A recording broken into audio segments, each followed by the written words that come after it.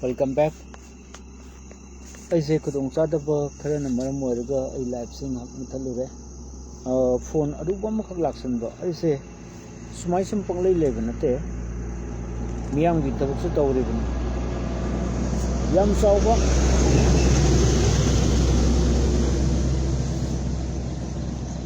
lowpari kunma thoi chawba ngarian sida sahi nifu hena sengkalaba umang amaki mapu su aina oiriba secretary gi pham puriba misak ama oibanina masigi thabak mayam se aigi takta loi leibanina masigi su sena ba honaba aigi isan pi sanana ba su honaba adugi su thabak su sinba aigi business su tawdaba yadaba miyang gi su tawdaba yadaba aduna matam se aidi thabak thoyam pubanina yena baduni da aise saruk mari thonga yena bada saruk se masung khaidok na gibda ko ai amusu pen mangam daba kudong cha daba khara legre preman da yimam live se thabiro u lepi gano na haram bani ai somda ai thenga jare adu ai tasena ngasisi mai su lak daba ko hojitani nungdang lai ayung tin mai thadre tar mai to ino khongde ana hoji ai gi live na tang lak piro min manga tra dang tawsi aduga horen ai mai se ai ngak chap ge aduga ai amuk mayang gong unasi ko aduna kitang ai tension chu wangi ngasidi ko tawriba mong tawsi ko armed forces special power ek lautho u haidana erom chanu sharmilana sahi taramari ko sarai hen ki wari lei poi uju pudi mayang masar maim pan kre adubu mana tawramba thabak singdudi khoi singtha da bayaro mana mayim pan bududi mai khudong chawa yang pan khibani adubu mana awaba khangamba mayam sukwana khona gi odudi koina nu kauk thok pusumo ko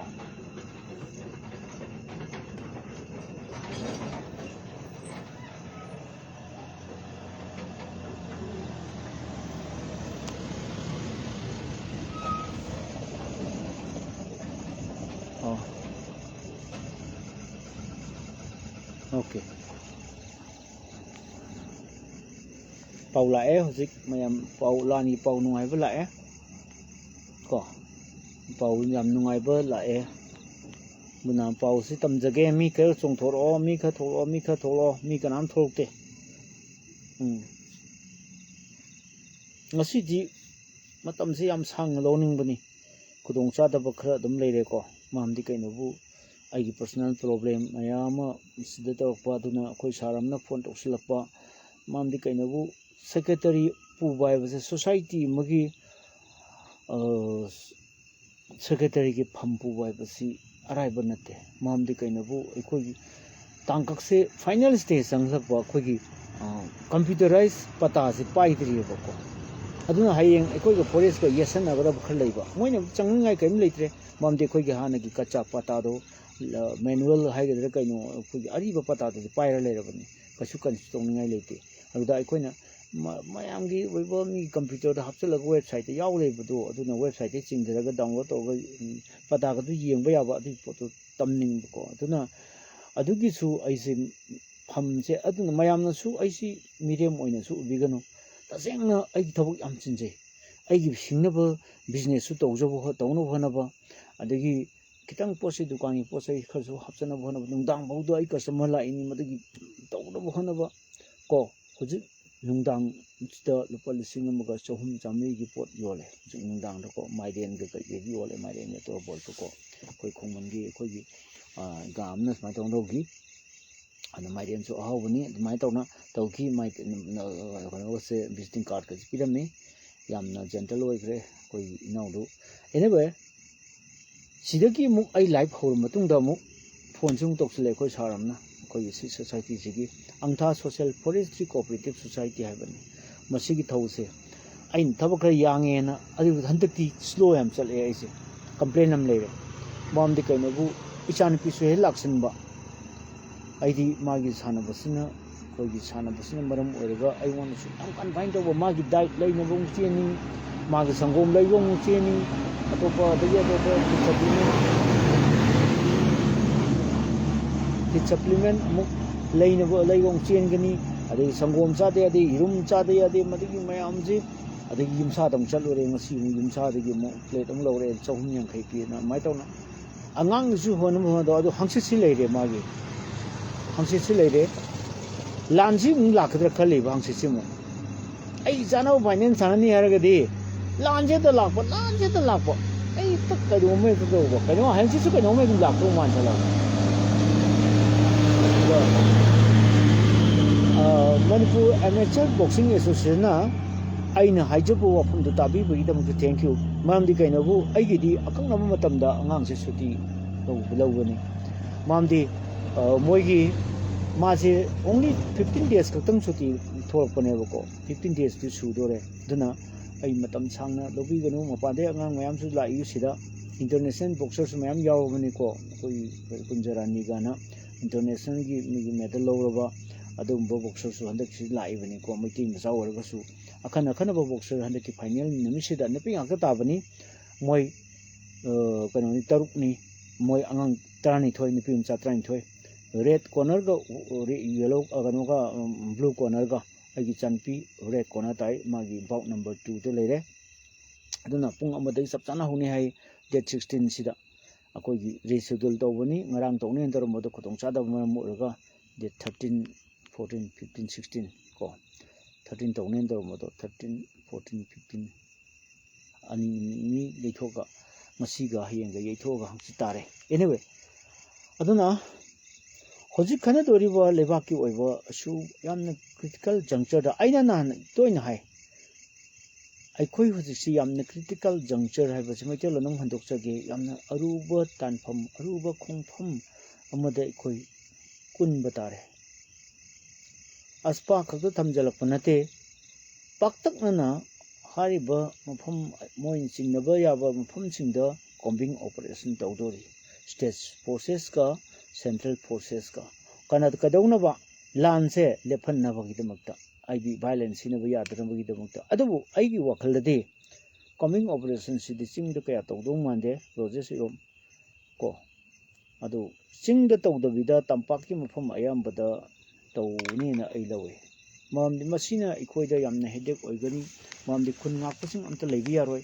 any मखल की नोंमै amta पाइबे यारोय violence से stop तौनबनी हाइदना होगी ngasi government की notification center की ngasi थोलेबा notification आई पाजरे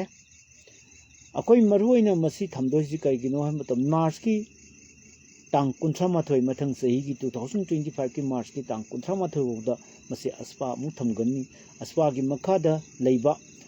disturb area से थमनी हैबा करिगुम हम सिदा कोई लोइनमक आर्मी दा सिक्योरिटी फोर्सेस दा अहेनबा power पीबनी कइबो तौबो यारोइको ngarang nudang ga tholaiba mayam do ahenba forces mayam hoji kokthoi manipur da ado tasengadi chingdagi kumma aga kapsalliba kambu tu di nap tawdabane ba ko nei tawno na akoi maiteina hauruba nate ba akoi di defense tawbu wadane ba mine kapthokdo akoi ni khud hanba wadane tawkano na akoi maru khar sum kapthokpa ne ba ko ado moina di la ga sum halare हालिबा me हालिबा drone काप्सल लेबा नुपी ngang फारिबा तौरि मयाम सि पाक्तक अन combing operation चथरगा मी सिंजु rescue तौबुगी वाफम से लेतरे असिदि याम it is very sample को रोजेसिरोम असि sak Sadri को sak Sadri मंदी कनोनी चाक से सोमद चाक के पाव गम fungi मामदी कइनबो आई problem यामना मायोनबको अदुन सोमगी आई personal ओइबा हाबदी सी उमंग सि जु कन्न भनबो मारियान की सी उमंग सी आईगी उमंग ने मथक की यावदेको कोई लंबी मखा की उमंग से मैतेई ने कोन बमफम जे पुलिस स्टेशन अंद्रो पीएस तगी हौरगा पीएस खोई लेगिबलमनी गवर्नमेंट ने लेगिबनी पीएस तगी हौरगा असि मथक फौ खोई सी मथक की गोलाई फौ खोई अन सेक्रेटरी ओइरी सिगी थौ पुनब होनबने ngasai ai लाइफ मथक मुथचरी दुनी दोंसादा खर लेबदगी अन होजि मी खर यामगा दि नुआइनी अखोई होजि जिरि बांगी पाव मु खोगी सोमदे इनाउसिंग पिरक पाव मु हाइजगे जिरि बांगु जि होजि मई हौरे हाइ अंग फंगना अखोगी ꯑꯄꯨꯟꯕ ꯃꯩꯇꯩ ꯂꯥꯟꯃꯤꯁꯤꯡꯒ ꯍꯥꯏꯕꯗꯤ ꯈꯨꯟ ꯉꯥꯛꯄꯁꯤꯡꯒ ꯑꯄꯨꯟꯕ ꯈꯨꯟ ꯉꯥꯛꯄ ꯍꯥꯏꯇꯥꯔꯦꯀꯣ ꯃꯁꯤꯒ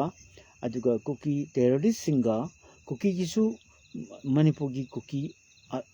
ꯃꯥꯔ ꯀꯨꯀꯤ ꯃꯤꯖꯣꯔꯥꯝꯒꯤ ꯀꯨꯀꯤ ꯃꯣꯏꯒꯤ ꯂꯣꯏ ꯄꯨꯟꯁꯤꯜꯂꯒ ꯃꯥꯔ ꯍꯥꯏꯕ ꯀꯥꯡꯕꯨꯗꯣ ꯃꯥꯔꯗꯤ ꯃꯅꯤꯄꯨꯔꯗ ꯀꯌꯥ ꯂꯩꯇꯕꯅꯦꯕꯀꯣ ꯃꯥꯔꯁꯤꯗꯤ HMAR ꯃꯥꯔ ꯄꯤꯄꯜ ꯀꯟꯚꯦꯟꯁꯟꯒ ꯂꯩꯕꯗꯨꯅꯤ ꯑꯗꯨꯒꯤ ꯃꯥꯔꯗꯣ ꯑꯗꯨꯒꯤ ꯀꯥꯡꯕꯨꯗꯨꯅ ꯁꯣꯝꯗ ꯌꯥꯝ ꯗꯣꯃꯤꯅꯦꯠ ꯇꯧꯕ ꯂꯩꯌꯦꯕꯀꯣ ꯃꯣꯏꯁꯦ ꯑꯗꯨꯅ ꯃꯥꯔꯒꯤ ꯂꯥꯜꯍꯧꯕꯁꯤꯡ ꯀꯨꯀꯤ ꯂꯥꯜꯍꯧꯕꯁꯤꯡ ꯃꯥꯔꯁꯨ ꯀꯨꯀꯤꯅꯤ ꯀꯨꯀꯤꯁꯨ ꯀꯨꯀꯤꯅꯤ ꯀꯣ ꯁꯤꯒ ꯑꯀꯟꯕ ꯃꯑꯣꯡꯗ ꯂꯝꯖꯤꯡꯕ ꯃꯁꯤꯒꯤ ꯄꯥꯎ ꯈꯤꯇꯪ ꯏꯕꯤꯔꯛꯑꯣ ꯃꯌꯥꯝꯗ ꯃꯤꯠ ꯅꯥꯀꯣꯡ ꯁꯤꯡꯅꯕ ꯑꯩꯈꯣꯏꯒꯤ ꯂꯥꯟꯃꯤꯅ ꯈꯤꯇꯪ ꯏꯕꯤꯔꯛꯑꯣ ꯑꯩꯈꯣꯏꯒꯤ ꯈꯨꯟ ꯂꯝꯖꯤꯡꯕꯁꯦ ꯍꯧꯖꯤꯛ ꯑꯩꯈꯣꯏꯒꯤ ꯈꯨꯟ ꯉꯥꯛꯄꯅꯤ ꯀꯣ ꯃꯈꯨꯠꯇ ꯈꯨꯠꯂꯥꯏ ꯄꯥꯏꯔꯒ ꯈꯨꯟ ꯑꯗꯨꯝ ꯉꯥꯛꯑꯕꯅꯤ ꯀꯣ ꯃꯈꯨꯠꯇ ꯑꯩꯈꯣꯏꯒꯤ ꯅꯣꯡꯃꯩ ꯑꯁꯨꯕꯤ ꯄꯥꯏꯔꯒ ꯅꯣꯡꯃꯩ ꯑꯐꯕ ꯄꯥꯏꯕ ꯉꯝꯖꯄꯣꯠꯇꯦ ꯃꯈꯨꯠꯇ ꯅꯣꯡꯃꯩ ꯑꯁꯨꯕꯤ ꯑꯃ ꯄꯥꯏꯔꯒ ꯂꯥꯏꯁꯦꯟꯁ ꯀꯟ ꯑꯃ ꯄꯥꯏꯔꯒ ꯂꯥꯟ ꯉꯥꯛꯏꯕꯅꯤ ꯀꯣ ꯑꯩꯈꯣꯏꯒꯤ ꯂꯥꯟꯃꯤꯗꯒꯤ ꯑꯩꯈꯣꯏ ꯃꯩꯇꯩ ꯂꯥꯟꯃꯤꯗꯒꯤ ꯑꯩꯈꯣꯏ ꯈꯤꯇꯪ ꯄꯥꯎꯁꯦ ꯑꯞꯗꯦꯠ ꯑꯣꯏꯕ ꯖꯤꯔꯤꯕꯥꯝꯒꯤ ꯄꯥꯎ ꯈꯤꯇꯪ ꯑꯩꯈꯣꯏ ꯃꯌꯥꯝꯗ ꯇꯝꯕꯤꯒꯅꯤ ꯀꯣ ꯑꯩꯅ ꯇꯝꯕꯁꯤꯗꯤ ꯆꯥꯎꯔꯛꯄ ꯑꯃ ꯁꯨꯃꯥꯏꯅ ꯇꯝꯕꯅꯤ ꯑꯗꯨꯕꯨ ꯁꯤꯗ ꯑꯏꯕ ꯑꯣꯏꯅ ꯁꯨꯃꯥꯏꯅ ꯂꯩꯈꯤꯕꯁꯤꯃꯗꯤ ꯅꯨꯡꯉꯥꯏꯅꯤ ꯌꯥꯝ ꯇꯛꯅ ꯂꯝꯖꯤꯡꯕ ꯑꯃꯨꯛꯇꯪ ꯀꯩꯅꯣꯒꯤ ꯖꯤꯔꯤꯔꯣꯝꯒꯤ ꯄꯥꯎꯁꯦ ꯑꯩꯈꯣꯏ ꯅꯈꯣꯏꯅꯁꯨ ꯅꯍꯥꯟ ꯍꯥꯏꯕꯗꯨꯅꯤ ꯑꯩꯈꯣꯏ ꯍꯧꯖꯤꯛ ꯀꯟꯅ ꯊꯤꯔꯤ ꯁꯔꯆ ꯇꯧꯔꯤ ꯍꯥꯏ ꯁꯤꯒꯤ ꯃꯅꯨꯡꯗ ꯖꯤꯔꯤꯕꯥꯝꯒꯤ ꯅꯍꯥꯟꯒꯤ ꯑꯩꯈꯣꯏꯒꯤ ꯀꯩꯅꯣꯗꯣ ꯁꯤꯕꯗꯣ ꯖꯤꯔꯤꯗ ꯁꯤꯕꯗꯣ ꯑꯗꯨꯒꯤꯗꯣ ꯐ꯭ꯂꯥꯏꯠꯇ ꯄꯨꯔꯛꯄ ꯌꯥꯔꯣꯏ ꯍꯥꯏꯔꯤ ꯃꯣꯏ 10-11 ꯑꯩ ꯀꯥꯎꯔꯦ ꯑꯗꯨꯒꯤꯗꯨ ꯕꯥꯏ ꯔꯣꯗꯇ ꯃꯤꯖꯣꯔꯥꯝ ꯐꯥꯎꯔꯒ ꯄꯨꯔꯛꯀꯗꯕꯅꯤ ꯍꯥꯏꯔꯤ ꯃꯅꯤꯄꯨꯔ ꯏꯝꯐꯥꯜ ꯀꯦꯄꯤꯇꯦꯜ ꯁꯨꯡꯁꯝ ꯁꯝꯅꯗꯅ ꯃꯣꯏꯒꯤ ꯑꯁꯤꯕꯁꯦ ꯁꯤꯗ ꯁꯨꯡꯂꯥꯛ ꯂꯥꯛꯇꯅ ꯏꯌꯥꯔꯄꯣꯔꯠꯇ ꯄꯨꯔꯛꯑꯒꯁꯨ ꯁꯤ ꯏꯝꯐꯥꯜꯗꯒꯤ ꯄꯨꯒꯗꯕꯅꯤꯀꯣ ꯑꯗꯒꯤ ꯒꯨꯋꯥꯍꯥꯇꯤꯗ ꯇꯥꯔꯦ ꯒꯨꯋꯥꯍꯥꯇꯤꯗ ꯄꯨꯔꯦ ꯏꯝꯐꯥꯜꯗ ꯇꯥꯒꯗꯕꯅꯤ ꯏꯝꯐꯥꯜꯗꯒꯤ ꯄꯨꯖꯔꯣꯏ ꯑꯩꯈꯣꯏ ꯕꯥꯏ ꯔꯣꯗꯇ ꯑꯩꯈꯣꯏꯒꯤ ꯀꯩꯅꯣꯗ ꯑꯩꯈꯣꯏꯒꯤ ꯃꯤꯖꯣꯔꯥꯝ ꯐꯥꯎꯔꯒ ꯖꯤꯔꯤꯗꯒꯤ ꯉꯝꯅꯕ ꯃꯤꯖꯣꯔꯥꯝ ꯆꯠꯂꯅꯤ ꯑꯁꯥꯝ ꯇꯥꯔꯅꯤ ꯑꯁꯥꯝꯗꯒꯤ ꯑꯃꯨꯛ ꯆꯪꯉꯅꯤ ꯃꯤꯖꯣꯔꯥꯝ ꯆꯪꯉꯅꯤ ꯃꯤꯖꯣꯔꯥꯝꯗꯒꯤ ꯑꯃꯨꯛ ꯐꯥꯎꯔꯒ ꯂꯝꯕꯤ ꯐꯠꯈꯤꯗ꯭ꯔꯕ ꯊꯣꯡꯒ ꯇꯠꯂꯤ ꯇꯧꯕꯗꯨꯗ ꯄꯨꯔꯛꯑꯒ ꯂꯝꯕꯤ ꯐꯠꯈꯤꯗ꯭ꯔꯕ ꯑꯁꯨꯛ ꯌꯥꯝ ꯁꯥꯡꯕ ꯂꯝꯕꯤꯗꯨꯗ ꯄꯨꯔꯛꯑꯒ ꯃꯤꯖꯣꯔꯥꯝꯗꯒꯤ ꯆꯨꯔꯆꯥꯟꯄꯨꯔ ꯑꯩꯈꯣꯏꯒꯤ ꯀꯩꯅꯣ ꯃꯔꯛꯇ ꯀꯩꯅꯣ ꯌꯥꯝ ꯂꯩꯕꯅꯤ ꯀꯔꯤꯕ ꯀꯔꯤꯅꯣꯅꯦ ꯁꯤꯡꯍꯥꯠ ꯀꯥꯟꯅ ꯂꯩꯕꯅꯤꯀꯣ ꯑꯗꯣꯝꯗ ꯄꯨꯔꯛꯇꯣꯏꯅꯤ ꯁꯤꯡꯍꯥꯠ ꯀꯥꯟꯅ ꯂꯩꯕꯅꯤ ꯁꯤꯡꯍꯥꯠ ꯁꯕ ꯗꯤꯕꯤꯖꯟ ꯀꯥꯟꯅ ꯂꯩꯕꯅꯤ ꯑꯩꯗꯤ ꯆꯠꯂꯨꯗ꯭ꯔꯤ ꯃꯦꯞꯇ ꯈꯪꯕꯅꯤ ꯑꯗꯨꯅ ꯑꯩ ꯖꯤꯑꯣꯒ꯭ꯔꯥꯐꯤ ꯇꯝꯃꯛꯄꯩ ꯈꯪꯉꯤꯅꯤ ꯑꯗꯣꯝꯗ ꯄꯨꯔꯛꯑꯒ ꯆꯨꯔꯆꯥꯟꯄꯨꯔ ꯌꯧꯔꯛꯎ ꯍꯥꯏꯕ ꯄꯣꯠ ꯑꯃ ꯀꯣꯇꯨꯒꯤ ꯀꯩꯀꯩ ꯃꯌꯥꯝꯗꯨꯒꯤ ꯁꯥꯏꯟ ꯇꯧꯕ ꯄꯣꯠ ꯑꯃꯈꯛ ꯍꯧꯖꯤꯛ ꯂꯩꯈ꯭ꯔꯦ ꯀꯣ ꯃꯁꯤ ꯄꯦꯄꯔꯗ ꯍꯥꯞꯄꯛꯑꯦ ꯁꯤ ꯄꯣꯠ ꯑꯃ ꯃꯌꯦꯛ ꯁꯦꯡꯅ ꯂꯩꯔꯦ ꯁꯤꯒꯤ ꯆꯀ꯭ꯔꯤ ꯑꯃ ꯑꯗꯨꯒ ꯐꯥꯈ꯭ꯔꯤꯕ ꯃꯣꯏ ꯇꯔꯨꯛꯇꯣ ꯉꯁꯤ ꯑꯩꯈꯣꯏꯒꯤ ꯋꯥꯀꯠ ꯃꯤꯐꯝ ꯇꯧꯅꯆꯤꯡꯕ ꯑꯩꯒꯤ ꯄꯣꯁꯇꯁꯨ ꯑꯩꯅ ꯂꯝꯕꯤ ꯂꯥꯛꯄꯗ ꯍꯦꯛ ꯊꯦꯡꯅꯕꯅꯤ ꯑꯩꯈꯣꯏꯒꯤ ꯄꯥꯏꯅꯔ ꯑꯦꯀꯥꯗꯃꯤꯒꯤꯗꯣ ꯑꯗꯨꯝ ꯂꯥꯏꯛ ꯈꯔ ꯇꯧꯕꯤꯌꯨ ꯃꯣꯏ ꯉꯁꯥꯏ ꯀꯃꯦꯟꯀ ꯈꯔ ꯄꯤꯕꯤꯌꯨ ꯃꯔꯝꯗꯤ ꯃꯣꯏ ꯑꯩꯒꯤ ꯄꯣꯁꯇꯨꯃ ꯈ꯭ꯋꯥꯏꯗꯒꯤ ꯂꯥꯏꯛ ꯀꯃꯦꯟ ꯄꯤꯗ꯭ꯔꯦ ꯃꯤ ꯑꯉꯥꯡꯁꯤꯡꯗꯨꯅ ꯌꯥꯝ ꯊꯋꯥꯏ ꯌꯥꯎꯅ ꯂꯥꯎꯕꯗ ꯈꯣꯡꯅ ꯇꯧꯖꯔꯤ ꯃꯌꯥꯝꯗꯣ ꯈꯔ ꯇꯧꯕꯤꯌꯨ ꯌꯨꯅꯤꯐꯣꯔꯝꯒ ꯁꯦꯠꯂꯒ ꯁ꯭ꯀꯨꯜꯒꯤ ꯒ꯭ꯔꯥꯎꯟ ꯋꯥꯡꯕꯗ ꯊꯣꯛꯂꯒ ꯂꯝꯕꯤ ꯃꯄꯥꯟꯗ ꯄꯔꯦꯡ ꯁꯥ ꯂꯦꯞꯄꯒ ꯑꯩ ꯚꯤꯗꯤꯑꯣ ꯅꯝꯖꯔꯛꯄꯅꯤ ꯀꯣ ꯄꯥꯎꯃꯤꯅꯤꯅ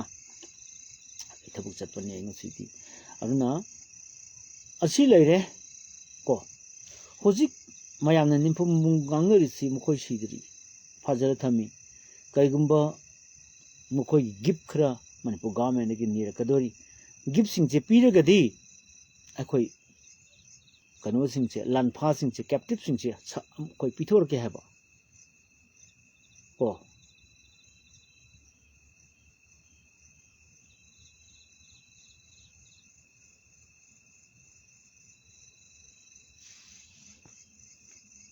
ꯑꯣꯀꯦ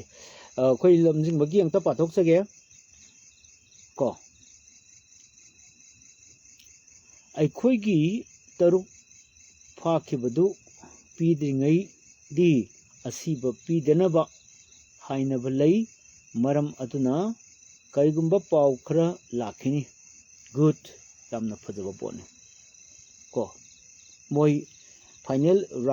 ꯀꯩꯅꯣ ꯑꯩꯈꯣꯏ ꯔꯥꯏꯠꯁꯦ ꯔꯤꯆꯨꯋꯦꯜ ꯄ꯭ꯔꯣꯒꯥꯝꯁꯦ ꯐꯥꯏꯅꯦꯜ ꯑꯣꯏꯕ ꯔꯥꯏꯠ ꯑꯩꯈꯣꯏꯒꯤ ꯃꯥꯒꯤ ꯔꯤꯆꯨꯋꯦꯜ ꯐꯪꯁꯟ ꯔꯤꯆꯨꯋꯦꯜ ꯄ꯭ꯔꯣꯒꯥꯝꯁꯦ ꯃꯣꯏꯒꯤ ꯄꯣꯠ ꯑꯣꯏꯕꯒꯤ ꯊꯧꯔꯝꯁꯦ ꯃꯣꯏꯒꯤ ꯑꯔꯣꯏꯕ ꯃꯊꯪ ꯃꯉꯝ ꯇꯧꯕꯒꯤ ꯊꯧꯔꯝꯁꯦ ꯑꯩꯈꯣꯏꯒꯤ hinge natragana sire habrasu akoigi taruktaga mogi tara taramathoidaga onasi habanida adu pira matungda akoigi pira matungda mogi thinba yani haba adu mapol ama obligation ama leinei haba potni leise akoidi authority natabanina madumukti ai khangdre lamjingba madu yamna nungaiba pauni mayam dasu tamjage ko adu mamdi aigi life se mi yam haningbani ngasi ko mi si yamdre aidu aigi soibusu khal leigre mamdi kainabu aingonda pipa to boi pot leigre mamdi pungama sondhabai maramju pau mayam sin naina bane ko pau si amudeng piakani amudi adu si maraksida aigi muk pau si hamu haura kan pung kai ma sondharaga haura matungda amuk sung aingonda mu aigi si pau lakpani sumaina hujik laiba aikogi hujik laiba aikogi final की computerise पता की कोई सिगी हाने पता दी लेरबनी अरीब पता दी लेरबनी अदु computerise पता दी मतमदु the मोय लेबसिन गवर्नमेंट के असोय भामना लोइना लोइरगा कंप्लीट लोइरगा खजना ग लोइ थीब लोइर कांदा अदुम तम मोयना तोबिरम दबसे अदुगी हुजुसे आइमोन मकोक्ते हौरगा तौरगा आइने एप्लिकेंट ओइरगा डीसी दसे थारगा इम्फाल ईस्ट की डीसी दसे थारगा हुजु कन्नम खोनब मतंग नेबा अदुगी मु इचान पिचु मुक सानबो लाक्सनबा अदुदी आइजे सरुक क्या थोंने येनिएबु सरुक मरी थोंने येनेबु आइजे अदुम सरुक मरी थों खाइदोपदा मयाम पब्लिक की सुपी दया दब मयाम की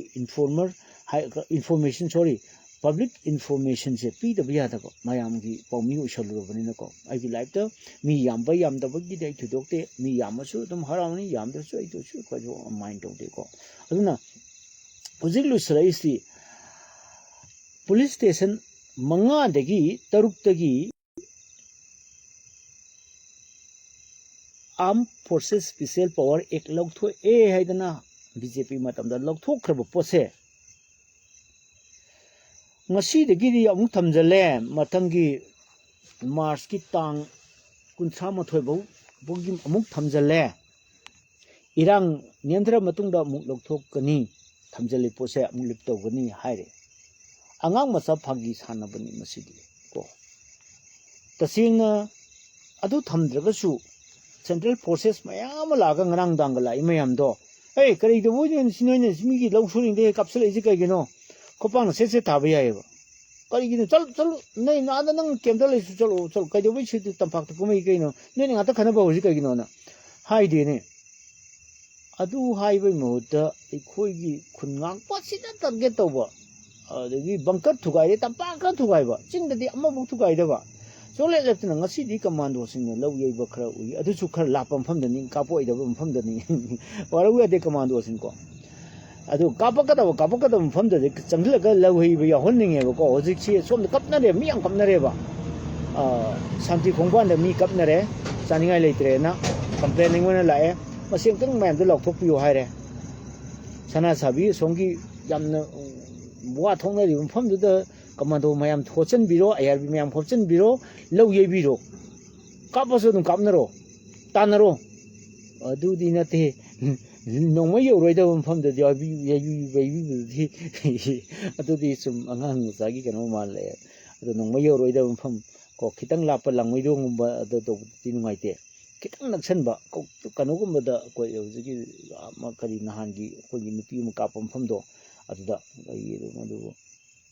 sagang ati kanogumba ati kariba sagang ati ni kanom haibani ni ai heta kawi ni mafumdo atuna ngasagi adom da changhlaga ko aduna ngasagi kamai da adom da changhlaga khara low ye bi yawiu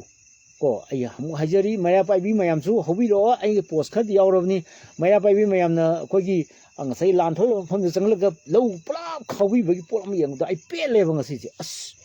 Manipur की मैदा पाइबी ma'am से थांगन पाइब लोय हाइबा वाक्तनी को हा इम्फान लेबसु लवाइद लेबसु लोय हाइबनी नोंबदु लोयनी बदुरदि machine जु ma'am पुदरबा आई यावजगे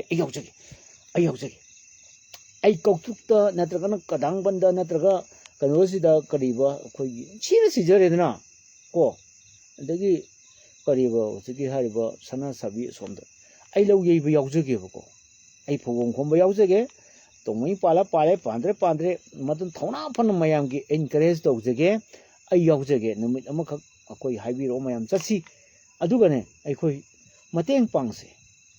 ꯑꯩꯒꯤ ꯂꯥꯏꯚꯇ ꯌꯦꯡꯕꯤꯔꯤꯕ ꯀꯥꯡꯕꯨ ꯃꯁꯤ ꯑꯩꯒꯤꯗꯤ ꯃꯤꯗꯤ ꯌꯥꯝ ꯃꯅꯤꯡꯉꯝꯅꯦꯕꯀꯣ ꯍꯟꯗꯛꯇꯤ ꯌꯥꯝꯕ ꯌꯥꯗ꯭ꯔꯦ ꯀꯩꯅꯣꯝꯃ ꯇꯧꯔꯦ ꯀꯣ ꯌꯥꯝ ꯑꯀꯟꯕ ꯃꯑꯣꯡꯗ ꯊꯦꯡꯅꯔꯤ ꯄꯥꯎꯁꯤ ꯍꯧꯖꯤꯛ ꯑꯩꯈꯣꯏꯅ ꯈꯔ ꯉꯟꯃꯜꯂꯤꯀꯣ ꯑꯗꯨꯅ ꯄꯥꯎꯁꯤ ꯍꯧꯖꯤꯛ ꯑꯩꯈꯣꯏꯅ ꯈꯔ ꯉꯟꯃꯜꯂꯤ ꯉꯝꯂꯤ ꯍꯥꯏꯕ ꯑꯩꯈꯣꯏꯅ ꯈꯔ ꯉꯝꯂꯤ ꯑꯣꯀꯦ ꯊꯦꯡꯛ ꯌꯨ ꯑꯩꯈꯣꯏꯅ ꯈꯔ ꯉꯝꯂꯤ ꯍꯥꯏꯕꯅꯤꯀꯣ ꯁꯤ ꯑꯩꯈꯣꯏꯅ ꯗꯣꯃꯤꯅꯦꯠ ꯇꯧꯕꯁꯦ ꯌꯥꯝ ꯐꯩꯌꯦ ꯈꯔ ꯇꯧꯒꯗꯕꯅꯤ ꯀꯩꯒꯤꯅꯣ ꯑꯩꯈꯣꯏꯒꯤ ꯂꯥꯟꯃꯤꯁꯨꯅꯦ ꯈꯨꯟ ꯉꯥꯛꯄꯁꯤꯡꯁꯨ ꯃꯅꯤꯄꯨꯔ ꯃꯐꯝ ꯈꯨꯗꯤꯡꯃꯛꯇ ꯑꯗꯨꯝ ꯂꯩꯕꯅꯤꯀꯣ ꯀꯨꯀꯤꯅ ꯃꯁꯤꯡ ꯀꯩꯁꯨ ꯍꯦꯟꯗꯕꯅꯤꯀꯣ ꯃꯌꯥꯝ ꯄꯥꯈꯠꯄꯤꯅꯨꯀꯣ ꯀꯨꯀꯤꯅ ꯃꯁꯤꯡ ꯌꯥꯝ ꯍꯦꯜꯂꯦ ꯍꯥꯏꯁꯦ ꯀꯨꯀꯤꯁꯤ ꯃꯁꯤꯡꯁꯤ ꯐꯅꯌꯥꯝ ꯍꯟꯊꯔꯕꯅꯤ ꯈꯔꯌꯥꯝ ꯂꯧꯊꯔꯕꯅꯤ ꯈꯔ ꯂꯧꯊꯔꯕꯅꯤ ꯀꯣ ꯑꯩꯈꯣꯏꯒꯤ ꯂꯧꯊꯕ ꯃꯁꯤꯡꯒ ꯃꯣꯏ ꯂꯧꯊꯕ ꯃꯁꯤꯡꯒ ꯃꯣꯏꯅ ꯈꯔꯗꯤ ꯍꯦꯜꯂꯝꯗꯧ ꯃꯥꯜꯂꯦ ꯁꯨꯝ ꯑꯁꯦꯡꯕꯗꯣ ꯍꯥꯏꯗꯣꯛꯆꯔꯒꯦꯕꯀꯣ ꯂꯝꯖꯤꯡꯕ ꯆꯨꯝꯃꯝꯒꯅꯤꯀꯣ ꯑꯩꯁꯦ ꯑꯗꯨꯝ ꯍꯥꯏꯗꯣꯛꯑꯁꯤ ꯀꯩꯗꯧꯔꯒꯦ ꯃꯌꯥꯝꯗ ꯑꯩꯈꯣꯏ ꯂꯣꯠꯁꯤꯜꯂꯒꯨꯝꯁꯤ ꯃꯣꯏꯅ ꯑꯩꯈꯣꯏ ꯂꯧꯊꯈꯤꯕꯒ ꯑꯗꯨꯒ ꯃꯣꯏꯅ ꯑꯩꯈꯣꯏ ꯂꯧꯊꯈꯤꯕ ꯑꯩꯈꯣꯏꯅ ꯃꯣꯏ ꯂꯧꯊꯕꯒ ꯃꯁꯤꯡꯁꯤ ꯃꯣꯏꯅꯗꯤ ꯈꯔ ꯍꯦꯟꯅ ꯂꯧꯊꯔꯝꯗꯧ ꯃꯥꯜꯂꯦ ꯃꯣꯏꯅ ꯉꯁꯥꯏꯒꯤ ꯀꯔꯤ ꯍꯥꯏꯇꯥꯔꯦ ꯑꯩꯈꯣꯏ ꯀꯔꯤ ꯍꯥꯏꯇꯥꯔꯦ ꯃꯣꯏ ꯀꯩꯅꯣ ꯑꯩꯈꯣꯏꯒꯤ ꯕꯣꯗꯤ ꯐꯪꯗꯕ ꯌꯥꯎꯏ ꯃꯣꯏꯁꯨ ꯕꯣꯗꯤ ꯐꯪꯗꯕ ꯑꯗꯨꯝ ꯌꯥꯎꯔꯝꯒꯅꯤ ꯏꯁꯦꯡ ꯁꯦꯡꯅ ꯍꯥꯏꯔꯕꯗ ꯂꯥꯏꯟ ꯀ꯭ꯂꯤꯟ ꯑꯣꯏꯅ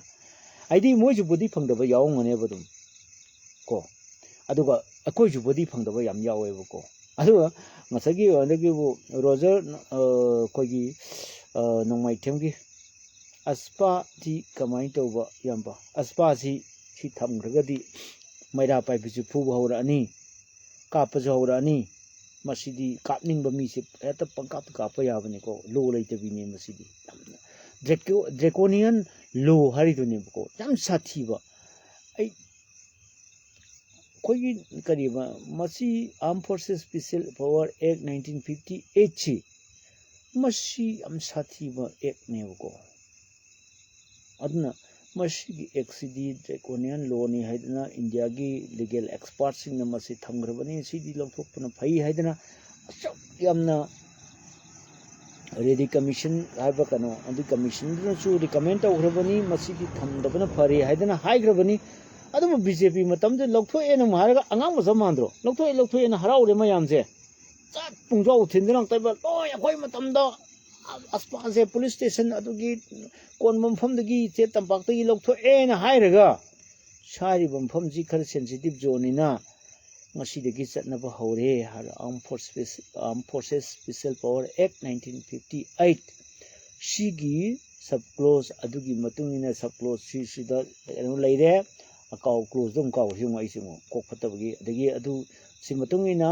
ꯁꯤꯗ ꯑꯩꯈꯣꯏꯒꯤ ꯗꯤꯁꯇꯔꯕ ꯑꯦꯔꯤꯌꯥꯁꯦ ꯊꯝꯃꯦ ꯍꯥꯏꯗꯅ ꯂꯧꯊꯣꯛꯈ꯭ꯔꯦꯕꯀꯣ ꯑꯗꯨ ꯑꯣꯏꯇꯥꯔꯗꯤ ꯁꯤꯁꯦ ꯊꯝꯗꯣꯔꯤꯁꯤꯗꯤ ꯀꯪꯕꯥꯏꯗꯁꯨ ꯊꯝꯕ ꯌꯥꯏ ꯆꯨꯔꯆꯥꯟꯄꯨꯔꯗꯁꯨ ꯊꯝꯕ ꯌꯥꯏ ꯊꯝꯗꯦ ꯆꯨꯔꯆꯥꯟꯄꯨꯔ ꯄꯨꯂꯤꯁ ꯁ꯭ꯇꯦꯁꯟ ꯌꯥꯎꯗꯦ ꯀꯣ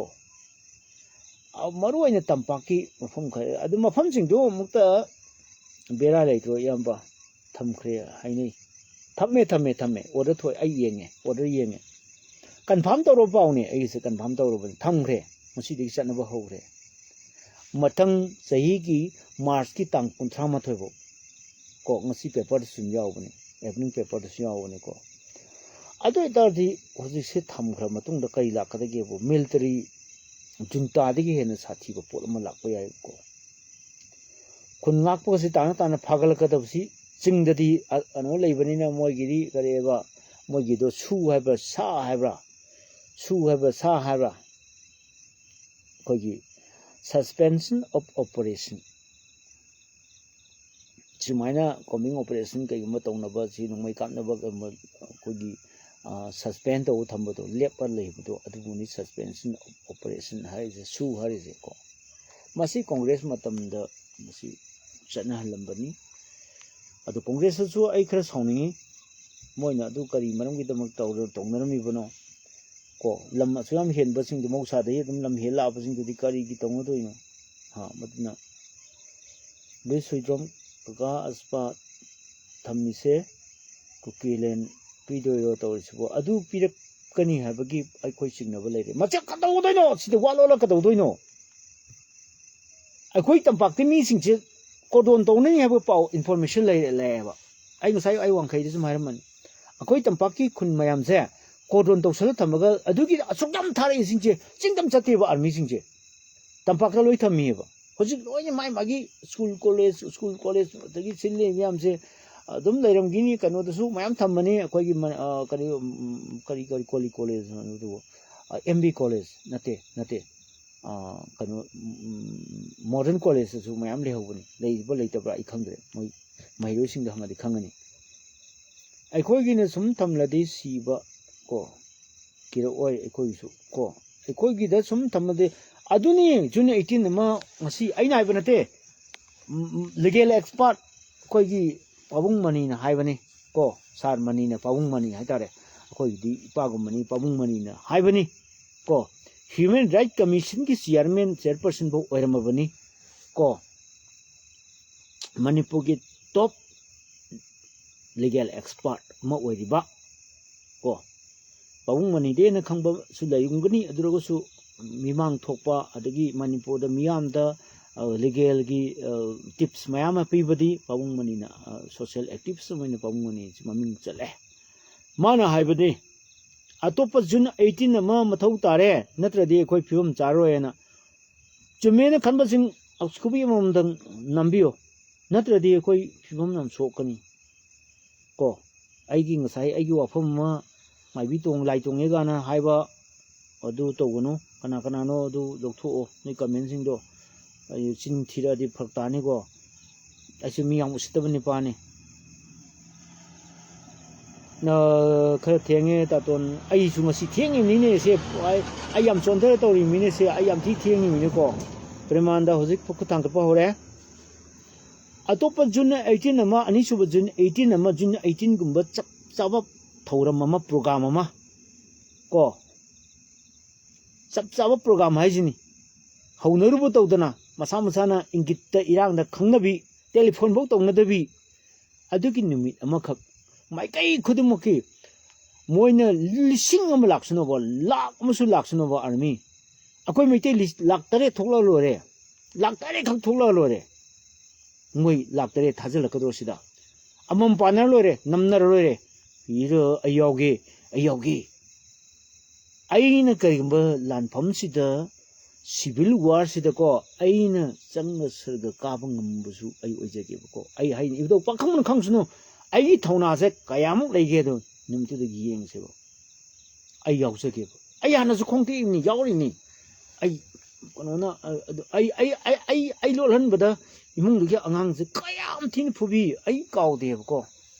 ai gi chanpi yai ma si po matam ai oyam manin khale 2001 gi da chanpi yai ma poktri 2001 gi yam kan ba 2000 kanu gi du da ai si nauri kapu bane ko security forces lak do mayang sipai mayam lak naurem thong da ai bara le me ba aw da ai si matam da pawmi oi do oiram dai ni ko ai pawmi oiram dai ni ko nauri par ga tok ka bane ko pa le a taw hi ko ai ji khut ga sum me ba madai di kadore tanare ai tanar pane ba ai ji khongban chong bu da khu ji chat khre ba ko hanan di khu ji khara bera le ne ba ai sana ba to khre ji khu bera ka ba ne sana ba lep khi ba already ai tu kan bion chenjel le ba imung am da ingo lo se chango nupi ka ne se chango na adai nupi dong thokre nupi ka ra change ba ko ada nate nupi tu thoke nupi do nei nupi ka horen kaino nupi ka ra sang kano hain namni nupi ma nei ba ko ai kan namni ai ni ka pure si de maire set khame ma set khame na adu di kanano makuk kai bura kanu to ni ai happy su kanu ni ko marble ni happy su fajara mani ko dil telem kai sanam ge ai lamjen toram me marathon toram me ko sanaba tai di phuna saina ba sing ba khas toram me arna ada ngasai ko mai ta bu ai se hakchang su phaido matam da kanu to bani mi adoga mitam su mai thaba gi to ba adai nauri su ka pa aina churi ngai do laksan mana hal ko chan ram ne ba adu aina hai chingna tak na tho ga lai ga chil ga ko tanar pane ba moy tanar ko ai chen hang ren tanar pa na som ko wang ba norin thong ki ek thong wang ba song yum din ne ko song pa ne le ba ade chen chel ga ai ju le re phi khong go pa lo hong to ek khudai cha lo se se le ko adu ga free ma tak lo hong to e adu ga ai ji ꯑꯅꯥꯕ ꯁꯥꯔꯛ ꯐꯃꯨꯡꯗ ꯍꯤꯞꯄꯅꯦꯃꯤ ꯀꯣ ꯑꯗ ꯉꯁꯥꯏ ꯀꯃꯥꯏꯅ ꯑꯅꯥꯕ ꯐꯃꯨꯡꯗ ꯍꯤꯞꯄꯅꯦꯕꯀꯣ ꯑꯗꯩ ꯊꯣꯡꯗ ꯇꯣꯡ ꯁꯤꯗ ꯃꯤ ꯆꯥꯅꯈ꯭ꯔꯦ ꯑꯗꯩꯗꯤ ꯀꯔꯤ ꯍꯥꯏ ꯑꯦ ꯁꯤ ꯅꯨꯄꯤ ꯀꯥꯟꯅꯤ ꯆꯪꯉꯛꯀꯅꯨ ꯁꯤ ꯀꯅꯥ ꯆꯪꯉꯛꯇꯣꯏꯅꯣ ꯀꯅꯥꯝ ꯆꯪꯉꯛꯇꯦ ꯑꯗꯨꯅ ꯀꯩꯅꯣ ꯅꯣꯏꯒꯤꯁꯤ ꯀꯩꯗꯧꯕꯩꯅꯣ ꯆꯪꯉꯛꯏꯅꯣ ꯉꯁꯥꯏꯒꯤ ꯂꯩꯁꯥꯕꯤ ꯑꯃ ꯀꯩꯅꯣꯝ ꯂꯩꯕꯀꯣ ꯀꯩꯗꯧꯕꯩ ꯅꯨꯄꯤ ꯀꯥꯁꯦ ꯅꯣꯏ ꯑꯩ ꯀꯩꯗꯧꯒꯦ ꯍꯥꯏꯕꯅꯣ ꯅꯣꯏ ꯍꯥ ꯅꯨꯄꯤ ꯀꯥꯟꯅꯤ ꯀꯩꯗꯧ ꯆꯪꯉꯛꯏꯅꯣ ꯆꯪꯉꯣ ꯊꯣꯡ ꯍꯥꯡꯗꯣꯛ ꯑꯗꯨꯒꯗꯤ ngасai kamai ta gebu aidi hingore aini ima pa thoi kurame ai ngasi kan biu ai isa su pichak su ai to si kai noi to si bon matam ni so su thojri mi do aise wa bam tam ne ba paisa su thok tam tam ne ka hara su pi na wana ba angang su thak na bona ba angang ka su ge bu aise angang hum su matam ne akoi gi irai ngan bi ga lanje mi ge pok tri matam do ko moi se amana 2022 da pok pani amana 2004 da pok pani ko ai isa ahumga aikini piga aiga koi mangale matamneba very interesting story please listen to me aidi masigi stories da kari moral yawge kayamuk matamda da armed forces special power act lairi habako ko ado karama koi kanu da koi gi anu da lairi matamda lokthokri congress ki government la matung da lokthokpa ni ko koi Imphal Municipal Council ni kon phum dei lok thokpa ni ana leiri ko army gi yak kan adai di changpa da thong chi loi kau khai ko changpa da nga sa gi original oi ba moi masan pa do ai gu moi lenga do ko ai gu ni kitang angang oi do male ma oi na phar pu re thil la pu re ek to suro la ga ek to ka ro mne pu do ek to moi hun do mo do loi na sirian hun do mo bon ai ngona ta ga da awa ba do mo na ta gi ba ni ka ai ko ri no ai to ji bon khal le ko adai di ai si chat again ibo nang chang pa da ai chan pa si no le nang sa pho mi di na ti hai oh my god ai no is ai hu sing no ba ni ko nang chang pa da nang pho mi ni ti nang na chom da nang na ri le ai kap than ro nang ta ro da nang na nauri kap ma ga nang mi so ba ni mi di chum ma kok to kai ra sang e adu di ai nga sa ka pi po to di kam do ro ni ha phajan chin tho thar ma bani ko ta na mi adu di na adu di apan man pan jero na mayang sipai pan de mai ti sipai palam do adu de khang dre adu di mayang palam do ma de adu nang nang sai nauri go do ko na pir e ba ko ai ngon da nauri go do ko na maru ni kai na pir e ba ko ai nga sai do na adu ai masai ai ngai tre ba ko ai thawai si ngai tre ba chai ho re ba mo ima da na nang changsel pudai na tra ngasi ai ja pa phar pu ri je ha ama di chen gi khang mi na ai ja nati nati na hai du ji hai de ai di yaw de mai yaw ju da bu do ai na maram mo ga awa ba ta ki adu gi imung du ai gi life sin yeng bi ba lai tar ga de ai bu ngak piu ai miyam gi da mo ta ai gi life sin yeng bi ba tar ga di ma da ana ba du madu koi matam du da phadi pharamani adu su madu ai gi mahut silaga awa ba nang gi ba ai gi inaw gumba madu kamai to kam do ri ge madu ngasai gi kadi khubu du na yam henjelama ga di ma se lai bak yo masu yari yam nai te ai ta sina ai ngasi ai life sida ai ne riksho thodra ba matung ai stol hingna ba hona jaba ai jan bi ga si national gold medalist oi jaraba matam asida ai gi punsi se change tawro matam sida ai amuka su ai imung du gi laman ai ton jinjare numitu da ai bu kan biram draba ai lodi loini he direct ai ni ka pare da khang rabani na ai numitu den loi rabani ai ma pan du kharam mane ai ma ai di manda manak tu su pan tu horo haro um lai bani na ko ai ma pan du bi sam ya bane ko ai kan biu ai si budare isa sing je hayeng so thodoi ni adu tanza yenga thodoi ni rang leitraga di so thodoi ni ai di so thoga cha bani na ai di pasa su thok tam na ai si budare khoram mane ko awa bana moin ta ki ko ai inaw gum du awa ba phasan ta hobani moi kanu chunto me hai tap tai phurga lamsang lom dara kanu hunto me hai ko ado tam khai ma si de ni hunto me chumna gi mate mayam chang net pa ko ba thomjan ba thajan ba ko adu to go to am da moi si hospital ga pukhali hai ba ne ko ta sing di ai yam chau re moi na ko nang chenjel pa de gi akhoi mu awa ba ta ba ni hai dana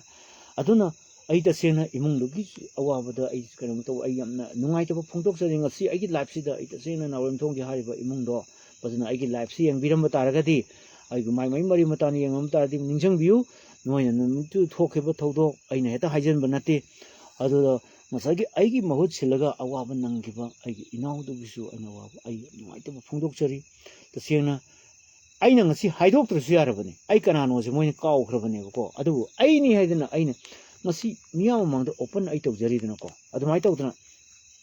ꯑꯩ ꯋꯥꯔꯤꯁꯦ ꯃꯌꯥꯝ ꯅꯨꯡꯉꯥꯏꯅꯦꯅ ꯈꯜꯂꯒ ꯑꯩ ꯂꯤꯖꯕꯅꯤ ꯇꯁꯦꯡꯅꯗꯤ ꯑꯋꯥꯕ ꯋꯥꯔꯤꯅꯤ ꯁꯤ ꯋꯥꯔꯤꯁꯦ ꯑꯩꯅ ꯅꯣꯛꯄ ꯅꯠꯇꯦ ꯑꯗꯨꯅ ꯑꯗꯨꯒꯤ ꯃꯇꯝꯗ ꯊꯣꯛꯈꯤꯕ ꯊꯧꯗꯣꯛꯇꯣ ꯃꯤ ꯌꯥꯝ ꯁꯤꯕ ꯅꯨꯃꯤꯠꯇꯣ ꯑꯩ ꯆꯠꯀꯦ ꯇꯧꯕꯗ ꯑꯩ ꯅꯨꯄꯤꯅ ꯅꯪ ꯑꯉꯥꯡꯁꯨ ꯌꯥꯝ ꯄꯤꯛꯏ ꯑꯗꯨꯒ ꯑꯩ ꯍꯧꯖꯤꯛꯁꯤ ꯂꯩꯔꯤꯕ ꯀꯟꯗꯤꯁꯟꯁꯦ ꯅꯪ ꯈꯪꯗ꯭ꯔꯥ ꯍꯥꯏꯕ ꯑꯩꯈꯣꯏꯒꯤ ꯏꯔꯥꯏꯉꯥꯟꯕꯤꯁꯤ ꯀꯟꯁꯤꯞ ꯑꯣꯏꯕ ꯃꯇꯝ ꯑꯣꯏꯕ ꯀꯣ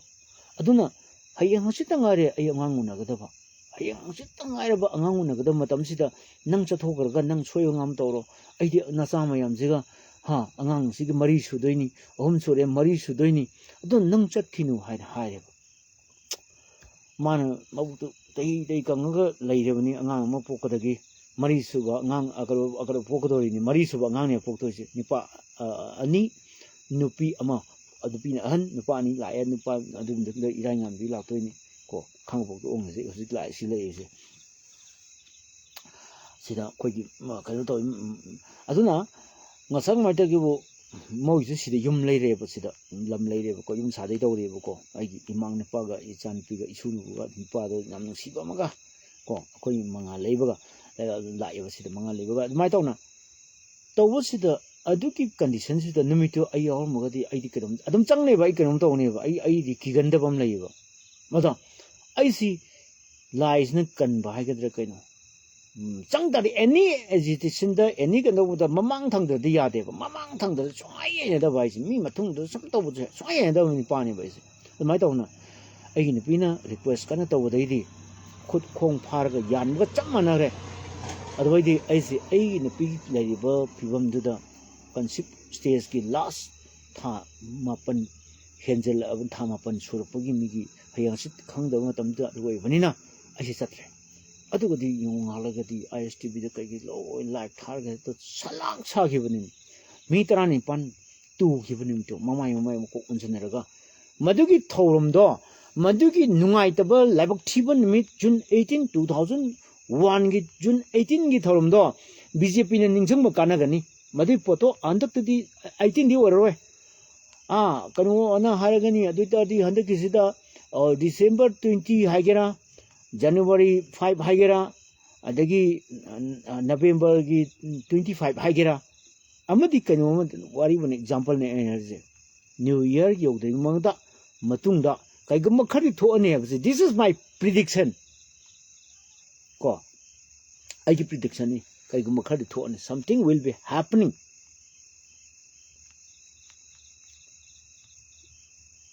very shortly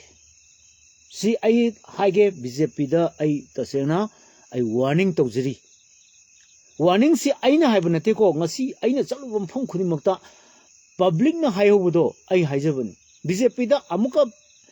ꯆꯦꯛꯁꯤꯟꯅ ꯇꯥꯕꯤꯌꯨ ꯑꯩ ꯋꯥꯐꯝꯁꯦ ꯖꯨꯟ 18ꯒꯨꯝꯕ another ꯖꯨꯟ 18ꯗꯒꯤ ꯍꯦꯟꯅ ꯁꯥꯊꯤꯕ 3 times 4 times 5 times ꯍꯦꯟꯕ ꯁꯥꯊꯤꯕ ꯃꯤꯁꯤ ꯃꯤꯅꯥ ꯌꯥꯝ ꯌꯥꯎꯕ ꯌꯥꯝꯅ ꯚꯥꯏꯂꯦꯟ ꯑꯣꯏꯕ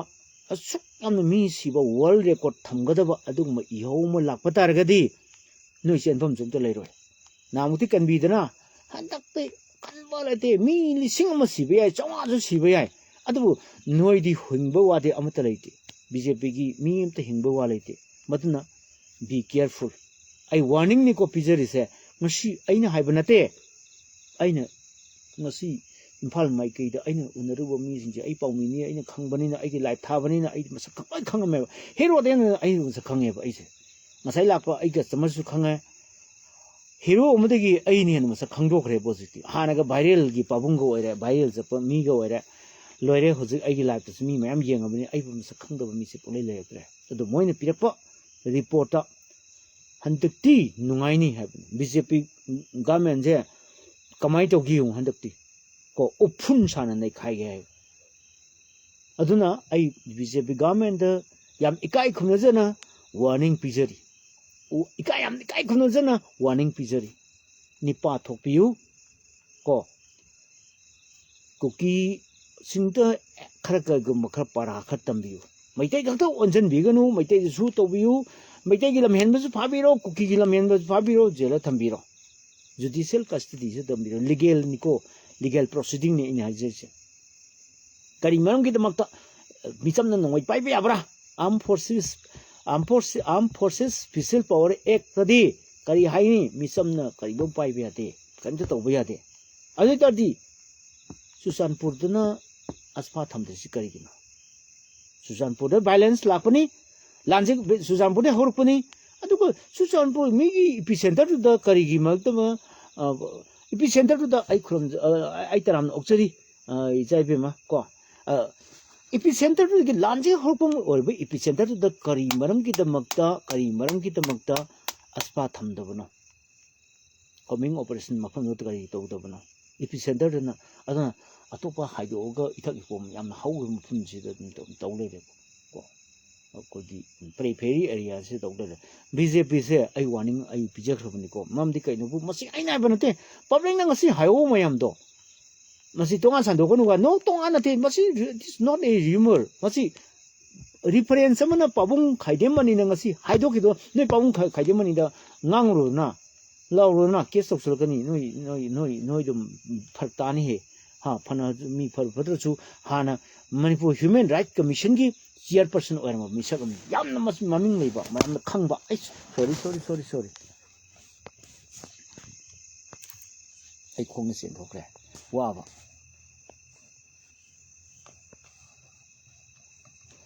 ꯄꯥꯕꯨꯡ ꯑꯆꯨꯝꯕ ꯉꯥꯡꯕ ꯌꯥꯗꯕꯅꯤꯀꯣ ꯉꯥꯡꯉꯦ ꯀꯩꯗꯧꯒꯦ ꯍꯥꯏꯕꯅꯣ ꯇꯧꯅꯤꯡꯕ ꯇꯧꯔꯁꯅꯨ ꯑꯩꯉꯣꯟꯗ ꯀꯩꯅꯣ ꯑꯩꯈꯣꯏ ꯋꯥꯅ ꯃꯤꯅꯥꯏꯒꯤ ꯂꯥꯏꯐ ꯁ꯭ꯇꯥꯏꯜꯗꯧꯅ ꯃꯌꯥꯡꯒꯤ ꯃꯈꯣꯡ ꯀꯣꯜꯂꯒ ꯃꯌꯥꯡꯒꯤ ꯆꯦꯡ ꯍꯋꯥꯏ ꯈꯔ ꯆꯥꯔꯒ ꯑꯩꯈꯣꯏ ꯁꯨꯝ ꯂꯩꯗꯩ ꯁꯔꯨꯛꯄꯨꯗꯤ ꯏꯕꯦꯝꯃ ꯍꯥꯏꯅꯤ ꯄꯣꯠ ꯃꯃꯜꯁꯤꯅ ꯇꯥꯡꯉꯤꯕ ꯃꯌꯥꯝ ꯑꯃ ꯃꯃꯜ ꯈꯤꯇ ꯇꯥꯕꯤꯌꯨ ꯑꯩ ꯁꯤ ꯀꯩꯅꯣꯅꯤꯒ ꯄꯣꯠ ꯑꯥꯗ ꯌꯥꯗ꯭ꯔꯦ ꯕꯟ ꯇꯧꯔꯦ ꯁꯤ ꯃꯌꯥꯝ ꯌꯥꯗ꯭ꯔꯦꯅ ꯑꯁꯨꯃꯥꯏꯅ ꯃꯌꯥꯡꯗ ꯍꯥꯏꯖ ꯅꯣꯟꯖꯔꯒ ꯃꯁꯤꯗ ꯇꯧꯔꯒ ꯍꯤꯡꯗꯣꯏ ꯁꯔꯨꯛꯄꯨꯗꯤ ꯀꯣ ꯆꯦꯡ ꯐꯪꯉꯤ ꯁꯨꯃꯥꯏꯅ ꯌꯦꯡꯕꯤꯗ꯭ꯔꯦ ꯀꯌꯥꯝ ꯀꯨꯏꯔꯦ ꯆꯦꯡ ꯌꯦꯟꯗꯕ ꯆꯦꯡ ꯌꯦꯜꯂꯤꯁꯤꯁꯨ ꯑꯩꯈꯣꯏꯗꯒꯤ ꯍꯦꯟꯅ ꯂꯧꯈꯤꯕ ꯄꯩꯁꯥꯗꯨꯅꯅꯤ ꯄꯣꯠ ꯃꯃꯜ ꯏꯟꯐ꯭ꯂꯦꯁꯟꯗ ꯍꯥꯏꯒꯠꯈꯤꯕꯗꯣ ꯊꯥꯎ ꯃꯃꯜ ꯄꯦꯇ꯭ꯔꯣꯜꯗ ꯍꯥꯟꯅ ꯀꯌꯥ ꯄꯨꯔꯝꯃꯤ 65 100 ꯑꯃ ꯑꯅꯤ ꯌꯧꯁꯟꯈ꯭ꯔꯕꯅꯤ ꯑꯗꯩ ꯀꯨꯝꯃꯒ 100ꯗ ꯑꯃꯨꯛ ꯂꯩꯔꯦ 100 ꯄꯩꯁꯥ 20-30 ꯑꯔꯝꯒꯗ꯭ꯔꯥ ꯑꯗꯨꯇꯥꯔꯗꯤ ꯑꯩ ꯉꯁꯤ ꯋꯥꯔꯤ ꯑꯃꯒ ꯂꯩꯖꯒꯦ BJPꯒꯤꯅꯤꯀꯣ ꯍꯥꯏꯔꯤꯁꯦ ꯑꯩꯅ ꯂꯤꯗꯣꯏ ꯋꯥꯔꯤꯁꯤ ꯃꯨꯟꯅ ꯇꯥꯕꯤꯌꯨ ꯑꯩꯈꯣꯏꯅ ꯒ꯭ꯌꯥꯁ ꯃꯃꯜꯁꯦ ꯍꯧꯖꯤꯛ ꯍꯥꯏꯒꯠꯂꯦ ꯌꯧꯈ꯭ꯔꯦꯕꯀꯣ ꯑꯗꯣ ꯑꯩꯅ ꯀ꯭ꯂꯥꯁ 4 ꯇꯝꯃꯤꯉꯩꯗ ꯑꯩꯈꯣꯏ ꯏꯄꯟꯗꯧ ꯑꯃꯅ 15 ꯑꯣꯒꯁ ꯌꯥꯝ ꯇꯧꯔꯝꯃꯦ ꯑꯩꯈꯣꯏ ꯁ꯭ꯀꯨꯜ ꯑꯌꯥꯝꯕꯗ 15 ꯑꯣꯒꯁꯀꯤ ꯐꯤꯔꯥꯟꯁꯤ ꯏꯟꯗꯤꯌꯥꯒꯤ ꯐꯤꯔꯥꯟꯁꯤ ꯋꯥꯡꯅ ꯆꯤꯡꯈꯠꯂꯒ ꯏꯟꯗꯤꯌꯥꯅ ꯅꯤꯡꯇꯝꯈꯤꯕ ꯅꯨꯃꯤꯠꯇꯨꯒꯤ ꯑꯗꯨꯒꯤ ꯏꯟꯗꯤꯄꯦꯟꯗꯦꯟꯁ ꯗꯦ ꯑꯁꯤ ꯁ꯭ꯀꯨꯜ ꯈꯨꯗꯤꯡꯃꯛ ꯇꯧꯔꯝꯃꯦ ꯃꯇꯝꯗꯨꯗ ꯍꯧꯖꯤꯛꯇꯤ ꯀꯌꯥ ꯇꯧꯗ꯭ꯔꯕ ꯃꯥꯜꯂꯦꯀꯣ ꯑꯩꯈꯣꯏꯒꯤ ꯂꯥꯜꯍꯧꯕꯁꯤꯡꯅ ꯌꯥꯗꯕꯩꯔꯥ ꯈꯪꯗꯦ ꯀꯅꯥ ꯍꯥꯏꯒꯗꯕꯗꯤ ꯈꯪꯗ꯭ꯔꯦ 13 ꯑꯣꯒꯁ ꯑꯣꯏꯅ ꯇꯧꯔꯦ ꯑꯗꯨꯗ 15 ꯑꯣꯒꯁ ꯇꯧꯕ ꯃꯇꯝꯁꯤꯗ ꯑꯩꯈꯣꯏ ꯆꯤꯐ ꯒꯦꯁꯇꯨ ꯑꯩꯈꯣꯏ ꯏꯄꯟꯗꯧ ꯑꯃꯅ ꯑꯣꯏꯕ ꯑꯩꯈꯣꯏ ꯑꯪꯊꯥꯒꯤ ꯈ꯭ꯋꯥꯏꯗꯒꯤ ꯂꯥꯏꯔꯤꯛ ꯍꯩꯕ ꯃꯤꯁꯛꯅꯤ ꯀꯣ ꯑꯗꯣ ꯀꯨꯂꯕꯤꯗꯨ ꯀꯧꯏꯀꯣ ꯊꯤꯌꯥꯝ ꯀꯨꯂꯕꯤꯗꯨ ꯑꯩꯈꯣꯏ ꯏꯄꯟꯗꯧ ꯑꯃ ꯍꯧꯖꯤꯛ ꯑꯍꯜ ꯑꯣꯏꯔꯦ ꯃꯥꯅ ꯍꯥꯏꯈꯤꯕꯀꯣ ꯑꯉꯥꯡꯁꯦ ꯑꯩ ꯋꯥꯔꯤ ꯑꯃ ꯂꯤꯒꯦ ꯌꯥꯝ ꯅꯨꯡꯉꯥꯏꯕ ꯋꯥꯔꯤꯅꯤ ꯑꯗꯨꯅ ꯑꯩꯈꯣꯏꯅ ꯀꯩꯅꯣꯝ ꯇꯧꯕ ꯃꯇꯝꯗ ꯌꯥꯝ ꯀꯥꯟꯅꯔꯦꯅ ꯈꯟꯕ ꯀꯥꯟꯅꯕꯗꯤ ꯍꯦꯛꯇ ꯑꯣꯏꯔꯝꯗꯕ ꯑꯁꯤꯒꯨꯝꯕ ꯋꯥꯔꯤ ꯑꯃꯈꯛ ꯏꯜꯂꯤꯒꯦꯀꯣꯅ ꯀꯩꯅꯣ ꯑꯅꯤ ꯂꯥꯛꯑꯦ ꯑꯩꯈꯣꯏꯒꯤ ꯁꯤꯗ ꯄꯔꯃꯥꯅꯟꯗ ꯏꯃꯥꯝꯒ ꯑꯗꯒꯤ ꯑꯩꯈꯣꯏꯒꯤ ꯏꯆꯥ ꯏꯕꯦꯝꯃ ꯑꯕꯤꯅꯁ ꯀꯩꯅꯣꯒ ꯃꯣꯏꯔꯥꯡꯒ ꯂꯥꯛꯑꯦ ꯁꯤꯗ ꯄꯥꯖꯒꯦ ꯂꯨꯔꯤꯕꯗꯤ ꯇꯥꯇꯣꯟ 125 ꯑꯥꯔꯝꯁꯦꯁ ꯑꯦꯛꯀꯤ 125 ꯑꯥꯔꯝꯁ ꯑꯦꯛꯀꯤ ꯃꯇꯨꯡ ꯏꯟꯅ ꯀꯣ ꯐꯥꯕꯤꯔꯅꯤ NSA ꯇꯥꯔꯅꯤ ꯃꯆꯥ ꯀꯣ ꯍꯥꯛꯇꯛ ꯐꯥꯎꯕ ꯒꯚꯔꯟꯃꯦꯟꯠꯀꯤ ꯊꯕꯛ ꯇꯧꯕ ꯌꯥꯔꯔꯣꯏ ꯇꯥꯇꯣꯟ ꯁꯤꯅꯤ ꯑꯩꯈꯣꯏꯒꯤ ꯁꯤ ꯑꯥꯔꯝꯁ ꯑꯦꯛꯁꯤ ꯁꯤꯒꯤ ꯑꯥꯔꯝ ꯑꯦꯛꯁꯤ ꯃꯤꯆꯝꯅ ꯈꯨꯠꯂꯥꯏ ꯄꯥꯏꯕ ꯌꯥꯗꯕꯅꯦꯕꯀꯣ ꯃꯁꯤ ꯃꯤꯆꯝꯅ ꯌꯥꯗꯕꯅꯤ ꯀꯩꯅꯣ ꯑꯗꯨ ꯈꯔꯝꯅ ꯌꯥꯍꯜꯂꯤꯁꯤꯅ ꯀꯔꯝꯕ ꯒ꯭ꯔꯥꯎꯟꯗ ꯈꯔꯝꯅ ꯑꯣꯐꯤꯁꯀꯜꯁꯤ ꯆꯠꯂꯒ ꯄꯥꯏꯕ ꯌꯥꯍꯜꯂꯤꯁꯤꯅ ꯀꯔꯝꯕ ꯒ꯭ꯔꯥꯎꯟꯗ ꯅꯩꯅꯁꯦꯕ ꯃꯤꯆꯝꯅ ꯈꯨꯠꯂꯥꯏ ꯄꯥꯏꯕ ꯌꯥꯗꯦꯕ ꯃꯤ ꯁꯤꯕ ꯌꯥꯕ ꯌꯥꯝꯅ ꯁꯣꯐꯤꯁꯇꯤꯀꯦꯇꯦꯗ ꯑꯁ ꯍꯥꯏꯕ ꯊꯣꯛꯇ꯭ꯔꯦ ꯁꯣꯐꯤꯁꯇꯤꯀꯦꯇꯦꯗ ꯋꯦꯄꯟ ꯄꯥꯏꯕ ꯌꯥꯗꯦ ꯍꯥꯏꯕꯀꯣ ꯏꯜꯂꯤꯒꯦꯜꯅꯤ ꯍꯥꯏꯗꯅ ꯑꯥꯔꯝꯁ ꯑꯦꯛꯀꯤ ꯃꯇꯨꯡ ꯏꯟꯅ ꯌꯥꯗꯦꯕꯀꯣ ꯑꯗꯨꯒ ꯃꯤ ꯈꯔꯝꯅꯗꯤ ꯑꯣꯄꯟꯗ ꯐ꯭ꯔꯤꯗ ꯆꯠꯍꯜꯂꯦꯕ ꯄꯥꯏꯍꯜꯂꯦꯕꯀꯣ ꯁꯤꯅ ꯀꯔꯤꯒꯤꯅꯣ ꯑꯩꯁꯨ ꯉꯥꯎꯔꯤꯕꯅꯤ ꯑꯩꯁꯨ ꯂꯣꯁꯤ ꯈꯔꯗꯤ ꯅꯩꯅꯔꯕꯅꯤ ꯑꯩ ꯉꯥꯎꯔꯤ ꯁꯤꯗ ꯀꯣ ꯑꯗꯨꯅ ꯃꯈꯩ ꯑꯩꯈꯣꯏꯒꯤ ꯁꯤꯃꯨꯛ ꯄꯥꯖꯒꯦ ꯑꯗꯨ ꯆꯨꯝꯃꯤ ꯌꯥꯝꯅ ꯆꯨꯝꯕ ꯑꯗꯨꯕꯨ ꯄꯥꯕꯨꯡ ꯈꯪꯗꯦ ꯌꯥꯝꯅ ꯇꯠꯂꯦ ꯁꯅꯥ ꯂꯩꯕꯥꯛ ꯀꯣ ꯌꯥꯝ ꯇꯜꯂꯦ ꯁꯅꯥ ꯃꯅꯤꯄꯨꯔ ꯑꯣꯏꯗꯣꯔꯤꯕ꯭ꯔꯥ ꯌꯥꯝꯅ ꯀꯔꯤꯕ ꯁꯤ ꯅꯪꯒꯤꯁꯤ ꯄꯥꯕ ꯇꯧꯕ ꯌꯥꯝꯅ ꯇꯠꯂꯦ ꯁꯅꯥ ꯂꯩꯕꯥꯛ ꯃꯅꯤꯄꯨꯔ ꯑꯣꯏꯗ꯭ꯔꯕ꯭ꯔꯥ ꯁꯅꯥ ꯂꯩꯕꯥꯛ ꯅꯠꯇ꯭ꯔꯦꯍꯦ ꯂꯨꯄꯥ ꯂꯩꯕꯥꯛꯁꯨ ꯑꯣꯏꯗ꯭ꯔꯦꯍꯦ ꯀꯔꯤ ꯂꯩꯕꯥꯛ ꯍꯥꯏꯒꯅꯣ ꯀꯔꯤ ꯍꯥꯏꯕ ꯂꯦꯇ꯭ꯔꯤꯟ ꯂꯩꯕꯥꯛ ꯑꯣꯏꯇꯥꯔꯦ ꯃꯌꯥꯡꯒꯤ ꯃꯊꯤ ꯐꯥꯏꯐꯝ ꯂꯩꯕꯥꯛ ꯑꯣꯏꯇꯥꯔꯦ ꯃꯌꯥꯡ ꯌꯥꯝ ꯆꯪꯉꯛꯑꯒ ꯃꯊꯤ ꯐꯥꯏꯐꯝ ꯁꯤꯐꯥꯏ ꯃꯌꯥꯝꯒꯤ ꯃꯊꯤ ꯐꯥꯏꯐꯝ ꯂꯩꯕꯥꯛ ꯑꯣꯏ ꯈꯤꯇꯪ ꯐꯖꯗ꯭ꯔꯦ ꯂꯣꯟꯁꯦ ꯐꯥꯒꯤ ꯇꯧꯕꯅꯤꯀꯣ ꯃꯊꯛꯀꯤ SMS ꯄꯥꯕꯤꯔꯛꯑꯣ ꯃꯊꯛꯀꯤ SMS ꯄꯥꯔꯤꯕꯅꯤꯅꯦ ꯑꯩꯅ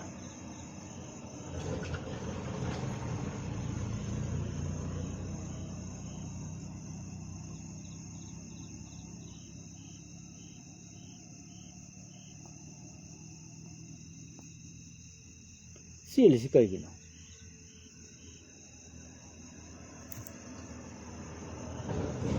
ꯑꯩꯒꯤ ꯐꯣꯟꯁꯤꯅ ꯃꯔꯣꯟ ꯑꯃ ꯍꯦꯡ ꯇꯥꯕꯅꯦ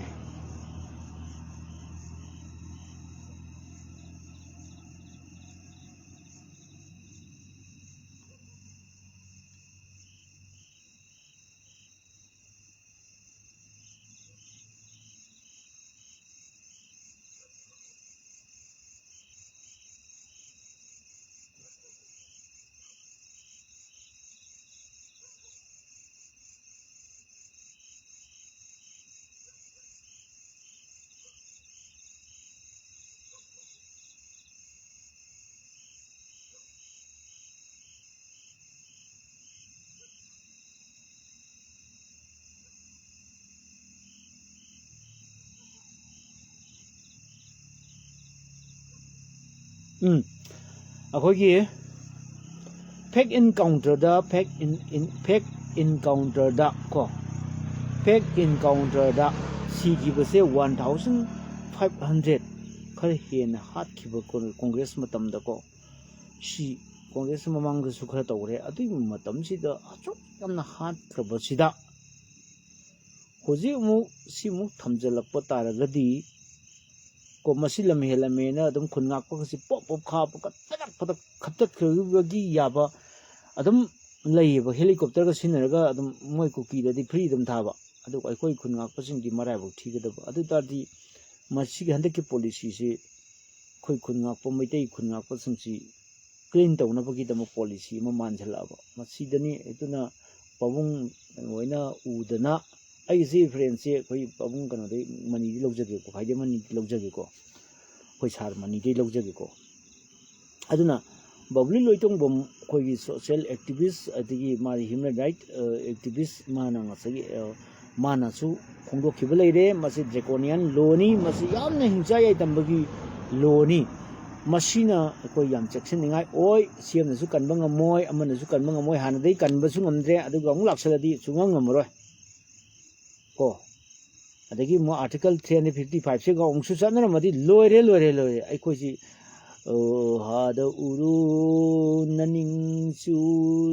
ꯅꯃꯥꯡꯁꯨ ꯂꯥꯡ ꯃꯅꯤꯡꯁꯨ ꯇꯦꯟ ꯑꯗꯣ ꯎꯔꯣꯛꯅꯤ ꯑꯩꯈꯣꯏ ꯎꯔꯣꯛ ꯆꯦꯟꯐꯝ ꯁꯨꯡꯂꯩ ꯂꯩꯇꯕ ꯑꯗꯨꯝ ꯃꯃꯥꯡꯗꯅ ꯂꯥꯡꯅꯤ ꯃꯇꯨꯡꯗꯅ ꯁꯗꯥꯟꯕꯒꯤ ꯇꯦꯟꯅꯤ ꯀꯣ ꯍꯧꯖꯤꯛꯇꯤ ꯇꯦꯟꯕꯨ ꯇꯧꯗ꯭ꯔꯦꯅꯦ ꯅꯣꯡꯃꯩ ꯃꯃꯥꯡꯗꯅ ꯑꯩꯈꯣꯏ ꯇ꯭ꯔꯥꯞ ꯊꯥꯛꯏꯕ ꯅꯥꯄꯛ ꯊꯥꯛꯏꯕ ꯂꯥꯡꯅꯤ ꯅꯥꯄꯛ ꯑꯁꯦ ꯂꯥꯡ ꯁꯨꯃꯥꯏꯅ ꯇꯧꯕꯗꯨꯅꯤꯀꯣ ꯃꯗꯨ ꯎꯆꯦꯛꯁꯨ ꯑꯩꯈꯣꯏꯗꯤ ꯊꯨꯗꯣꯔꯤꯅꯦꯕ ꯆꯦꯟꯐꯝ ꯂꯩꯔꯣꯏꯗꯕ ꯇꯨꯡꯗꯁꯨ ꯇꯥꯟꯅꯔꯛꯇꯣꯏꯅꯤ ꯁꯤꯐꯥꯏ ꯃꯌꯥꯝꯅ ꯀꯣ ꯁꯗꯥꯟꯕꯁꯤꯅ ꯁꯤꯐꯥꯏ ꯑꯣꯏꯗꯣꯔꯤꯕ ꯑꯩꯈꯣꯏꯅ ꯎꯔꯣꯛ ꯑꯣꯏꯗꯣꯔꯤꯕ ꯑꯩꯈꯣꯏꯗꯤ ꯃꯤꯆꯝꯅꯤ ꯑꯗꯨꯗꯤ ꯖꯂꯤꯌꯟꯋꯥꯂꯥ ꯕꯥꯒꯀꯤ ꯃꯦꯁꯦꯀꯔꯗꯨ ꯃꯅꯤꯄꯨꯔꯗ ꯇꯥꯍꯜꯂꯁꯤꯔꯥ ꯀꯤꯂꯤꯡ ꯐꯤꯜ ꯑꯣꯏꯍꯜꯂꯁꯤꯔꯥ ꯚꯤꯌꯦꯠꯅꯥꯝꯒꯤ ꯀꯤꯂꯤꯡ ꯐꯤꯜꯗꯨ ꯑꯣꯏꯍꯜꯂꯁꯤꯔꯕ ꯑꯗꯨꯅ ꯋꯥꯈꯜ ꯈꯤꯇꯪ ꯇꯥꯕꯤꯌꯨ ꯑꯇꯩ ꯏꯟꯗꯤꯌꯥꯒꯤ ꯃꯤꯁꯤꯡꯒ ꯋꯥꯔꯜꯒꯤ ꯃꯤꯁꯤꯡꯒ ꯃꯩꯇꯩꯒ ꯃꯥꯟꯅꯗꯦ ꯍꯥꯏꯕꯁꯤꯃꯗꯤ BJP ꯂꯩꯉꯥꯛꯅ ꯈꯪꯕꯤꯌꯨ ꯑꯃꯨꯛꯁꯨ ꯅꯤꯡꯁꯤꯡꯕꯤꯌꯨ ꯀꯣ ꯃꯁꯤꯡ ꯌꯥꯝꯈ꯭ꯔꯕ ꯁꯥꯊꯤꯈ꯭ꯔꯕ ꯋꯥꯔꯜꯗ ꯅꯝꯕꯔ 1 ꯇꯥꯔꯤꯕ ꯋꯥꯔꯜ ꯀꯟꯀꯔꯔ ꯑꯣꯏꯔꯤꯕ ꯕ꯭ꯔꯤꯇꯤꯁꯀ ꯃꯤꯁꯤꯡꯁꯨ ꯌꯥꯝꯖꯗꯕ ꯊꯧꯅꯥ ꯐꯔꯕ ꯊꯥꯡ ꯇꯥ ꯈꯛꯇ ꯄꯥꯏꯕ ꯃꯩꯇꯩꯁꯤꯡꯒ ꯂꯝꯕꯥ ꯇꯧꯅꯦꯅ ꯆꯣꯡꯊꯣꯛꯈꯤꯕ British officer 5 Kangla Utra Sanglen among the Manga Takiba, Atum Tirba Chatira, Himsai Tamagumba, Sauragadi, Adumba Maiteda, Pangto Toni, Gana Hypercity, Mangi Wani. Ko, Equi Tara Esirapodane, Koi Mite Yamato, and Hangiko. Akoi mi mai te se connect sira ko numit to one day da mi connect sira ba adam tawra adam ni cheloi ko chela su hing krai chen do no kin bi that lo krai chen do no turbo khar yon ge moi ai gam lak tan ko takhat khami do ta ngai ani do di char ki tham sira mathang sei hi phatana tawra se ado mathang sei yog do man de ne lan se ke dum to do re na armed forces special power ek tham gre si digi Lan Kapin from the co, Pala, combing operation to at the Captadori, ma'am, the Canon to do me. Cookie the Todoria, quite a little cookie the little book from the me, cookie the pre the salon me. Quite the Paga couple, the Coino, the Voxican to do me. At 8 and piece Hanover, heck, we can no ticket or higher than I not to see the Tamia upon each and be.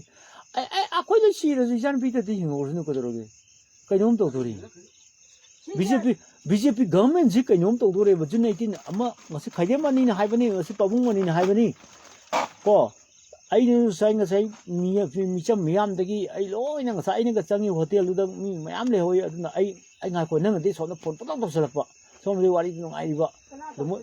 nang sa sai on to ri tu ti nang ka da ka da ni ka ta ri no to re ai ning sai para tha cha ri da ong khai da ha anh đang thấy phone tàu đi thì mi quay ở đủ sao thì mi nè, tôi đang nói cái maro dùng lấy cái dùng tàu lấy, quay nó cái này cái drama này, đó, cho bây giờ mình sẽ biết này,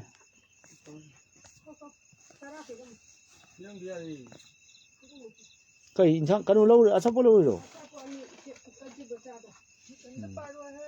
mà sao ông ấy xú lạc vào đó bắt tara, mà ai chặt lẹ, nó tí tara tara. Nati dukan pharmacy lupa ani sunu manga sunu tuang pote ko ai ni pike pisa lo dukan pharmacy ko dukan phone ni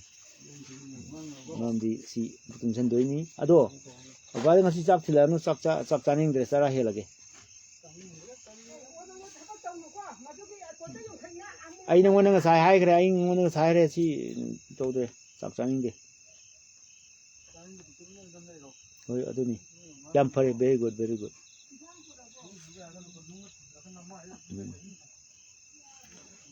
Aduna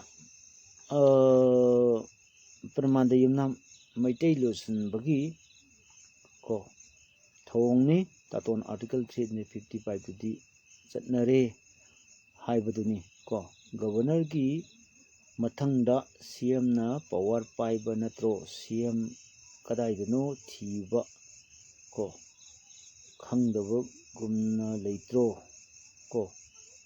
Ana Haidok Tanagi Wani Haidok Tanadavi Haidok Nadavani Aduna Sumgani Taton Aduna Masagi Ko Samum Nahitaton Masi Article 355 Chatnabra Chanadabra Amtang RTI Shell Tang Tavi you have the Kanam I walk from the Tavi, Mam the kind of missing Yam being the Vini Chum Kumayoni Yangba. No in the map, how can you go? Kumayoni Yangano Habanida, I can see Kumayoni Yangano. Kanazi and the group discussion, it always keep it is slow. Aruna, Kelkit Banging Paga, that on Thompsonana, Tagat video ama, Tename, Hosit. Oh, Ado Chumduni or Mana Haido. Oh, that's on Thompsonasu Tony, Masu Pavangam Damni, Kashampataki could control Kashampaki Miamas, support Orga Madnato Litany. Corino me a Chumangang Suza, the Bukutanta, and Pa, the court the Gito, my Masado couple liver. Corri, no Mito, quite command was in your quay, quite a bunch of live, Corri, Toshibo. Cookie the Matona letter, quite a rich mine, cookie on the Tova. Thanks, I get. Corri Ganamo. I Ganum Tade, walk the Tade, walk Tade, and Gan Simi Lone, Duna, a co Tade. Anyway, Hoses Aina di Quiri Hiva. Manipur si Oza Bimoloina zu Dum High Gravaduni, or expert Mamzo had article 355 of Don Tawi. haidana haigre loi haigre oja kanonu su haigre masidi akhoi masi hairiba June 18 en sathibu lakhani hairiba khaidem mani oja mani pabung mani su haigre ko aina haiba nate base ai 355 jatnare ai hu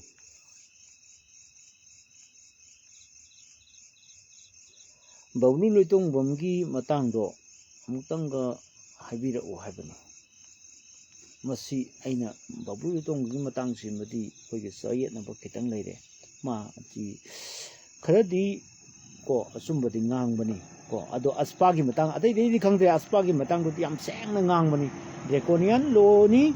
masi thamisi lokthok na bo hanagadabani aduga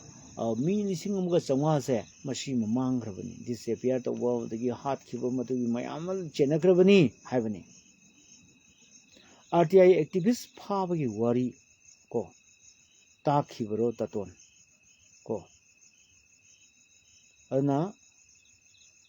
aduna taton ta khi dabro taton thare file namsilga thamkhrabani okay RTI activist singsi hana mamang da phagi bai wari leiko adagi mu file namsil su thamba masi sida khangdoi ne ko RTI activist Manipur da RTI si chatna de gana RTI se right to information avenue RTI masina masai RTI si 2006 warmani ko RTI se 2006 warmudo male ai subject to correction aduna yam nungai re khoi ngasi mi khara henkale mi tara kim thakta lae adu dardi karino what is going on, what kind of governance, what kind of government is there, karma government leikeba Manipur karma makhal government leikeba ha adu simu ke BJP ki membership campaign amuk tawri ba si ko uji kan amuk tawri adu lep ka damin hari aspa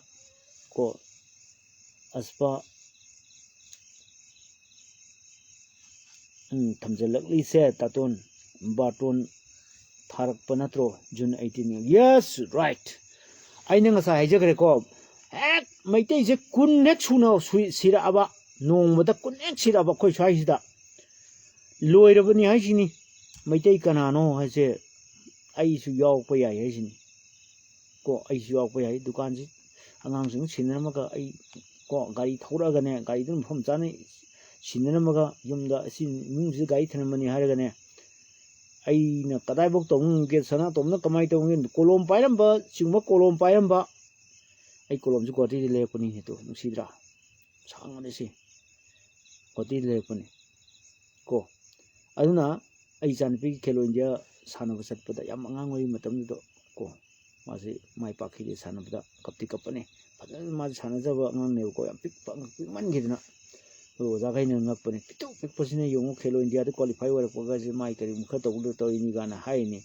ko mo jana soihiba porpo ja dun ko angang ro tapai nei thukhiba haidi warm up to do pungai ma mai tok sangre di soiba ai tare jagai sa obane ko matam da ma silver bronze lobo hawrabane ba aduna ai haige ko ai thangchang do chumi ai faro gira chilei ko masi puthoroge chilei haisini noi nongmai do ko sang basini hendoini ko noi nongmai do ko fit mari manga fit mari mukhai ni sang ise kande wani ko tawudo ai tawni haisini ai asi sunda thado yaini ai punsi ko na gada buni sunda thado yaini ko tawrani haisini kari ki phar tawgono BJP government tawgono nipa tho ko pham thadokera yam lemne resign to hogera ko June 18 gi su resign to hudabani aduna masagi adumaina chupchalakani nongmada civil war hai sikashunate pen da ba yamna sum thamoi nungda mairi je thamoi nungda hor kadabne ba ai mi budi amai gam de ko kasugai di mi mari mangai yengi thamoi nong de horpa mairi sidi kana guma amata power amata thinbina blaite ba masi aina hai brate world ke psychologist sing hai bani thamoi manung de chaklpa mairi sidi lamai sakpa de hena sathi ba ko mayo langpok te hen sathi ba thamoi manung de chaklpa mairi sidi ka thek tabam te le roi man sakhi ba ai amko chuai ge ai gi thamoi manung de horpa mairi the flame coming out from the heart will burn each and everything in the world. Pot kadimak loi check mangone ba. Agi thamoi manung de horpa mairi di yamna powerful oiba mairi ni. Aduna ni aikoi gi thamoi da maite gi asagi moi gi michang oiramba BJP gi michang changam ba mayam je magi mari mata het turpada kari BJP kari masi ka 2001 sta ure aduga ai samak yawi haidana sai ai haire ko ai nawi kap yawi nawrem thongda ai chenseli imung diki angang ma ai naw ma awa ta ki ngasi aina su mayam di senglok sare dana imung diki mina thengnaba lerer ku su oh si nam khoi de chensel pod mi do ore si ore oho dokoni da man su man soi gre lan gre haijare ko haidana moi khangjesnu boko ai isamak adum yawbane bako adu numitu lanam thokpa numito ai chakadabada ai chanipi pomdai gi pinipina ko hujikum gi ba gi nipina athingba pirakodagi ai chatabani ko ne ikoi koidana angang se unabane bako lan manungda angang unabane bako adumai tokdana tawki aduna 2002 adai dagi Congress na pairak para kanom tawani madai matam sida ami ji tama dam shat khre sigre rino ai wakhal ta de mi ji pang sigre ko Rabina Sanjit ki wathok tu karai kandano ai kaure angte ningsang biro ai je kok file mayam hapchan dano ko file je khara matham ga wana ba yawre file je yam hapchan le ai gi kok sida file je am hapchan file में आमस मरोन हापकपनी ना इस date का ये तो दिख रहा आई cow ग्रेबको रुना I know जिक्सी BJP government आई त चेना हम्बल रिक्वेस्ट नि अस्पा थमगा मैते खक्त तखाय गदबा को चिंगिना अदम फ्री थागदबो इतरगदी मैतेना होरपा हंदकी सिविल वार दी यामना साथीरकनी यामना डेंजरस ओरकनी अदुना कनासु थिंगु मोय आर्मी ने कसु थिंगु जु मोय को आर्मी जु सिगनी सिविलियन जु सिगनी अकोइ ने मसिंग हेनगनी तबुदबु वर्ल्ड द जो वाथो अमदि ओइगनी को फाउरबा निमित तादि हाइनरिबा मागी कोलोनी सिंजे को अल्ली को ngosagi कोलोनी सिंजे मागी colonization मागी तौरिबा मागी एम्पायर सि अचोक मतिक चाउख्रबा निमित तादे हाइनरिबा ब्रिटिश पगदा मणिपुर लाख मतमदा थमोय काइखिबनेबको मागी क्वीन विक्टोरिया दा सुंगाव योंदबनेबा टेलीग्राम दो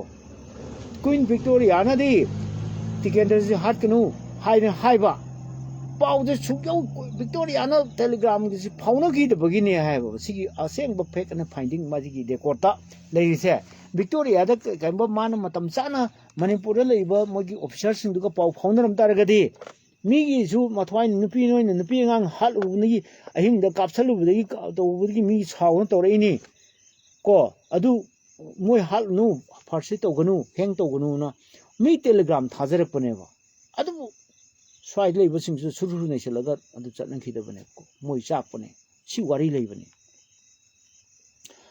अदुगी मतुंगसिदा मणिपुर थादोग चखिबनेबको अमुकाना मणिपुरदगी अमुना एनी कंट्री में मोय लौसन गिद्रेबा कॉलोनी सेमक किद्रे मोगी मिनाय ओइन गिद्रे लास्ट ओइरेबा मणिपुरसिना इंडिया की मालेम पुंबगी ओइना मोयना लौसलपा बर्मा लौसलइनी अम्मा लौसलइनी लोय लौसलइनी को अदुगा मणिपुरनि इकोन कोना लौसन गिबनेबो 1891 एंग्लो मणिपुरी वार से अदुदा मणिपुर लौसल मी मयाम सिरो फारसी तौखिबै मोय ngachai फोटो नंदो करतो कान माजे विक्टोरिया क्वीन विक्टोरिया से तसेना मा थमोई सोखरेबा खंब्रा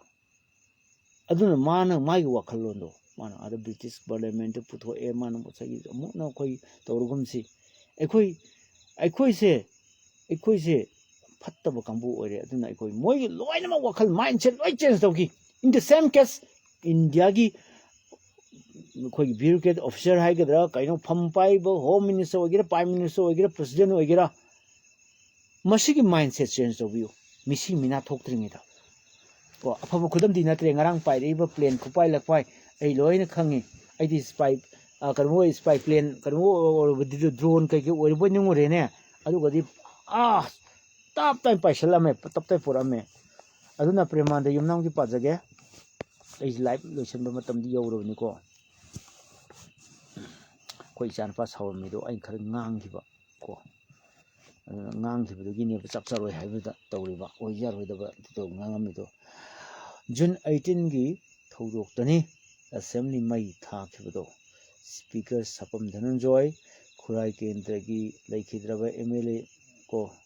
ani sine ko chendan sawa yaw masada mai sakoi yaw khibudna adun taton si pambra BJP government si pambra moi adi June 18 laktana bagi damakta mai paisa pidna CSO mayam adagi karo mayam moi gi activist mayam thamduna adagi karo mayam ai loi hainingdre ko फरतानी हाइदोरदी असिनी यारो हेबा bribery हेब पोसकसे सुया यारो हेबा Titanic दी यंगोने Siram दाइदु Sen palm गेब्रो captain दु Sen palm गेब्रो बा सेन लोइ लंथरोक्त्रो सबमाने मियोय बुगी माना मी खर कापुबदा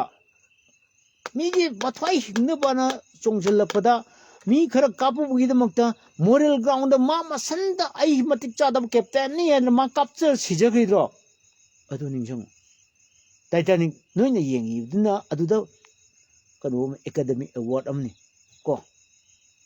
लीडर अबसे अदु ओइगदमनि एम आई राइट नोइ टाइटैनिक फजन येंगदे आई व्यूअर्सिंग टाइटैनिक से अमुको येंगो आइन हाई पोर्ट पार्ट सिदा पैसा मयम लंगजली आई नंगी बोर्ड से यहन बिरो आई लाइफ से कन बियो मतम से सोमददी कैपेसिटी दु हेंदोरे अदु मतम से माना यारो ये चुम नम खाइरक प हेलक प सुम मयाम सिनंग सागे मी खर माना मी अहम बरि तो कापुबनेबा मयाम की इहोदो कंसलक प हेलेबा अदुना आइना कैप्टन ओइबो कतौदोइनो आइना मतिक चादबा आइना करिगी मरंबगी द मोय हिंनिंग बइनेबो आई चंगलैसे आइना करिगी दमक्ता सीधा बोले बस सीधा आई ने करेगी आई पिस्तौल से तो करेगी कापुरीनो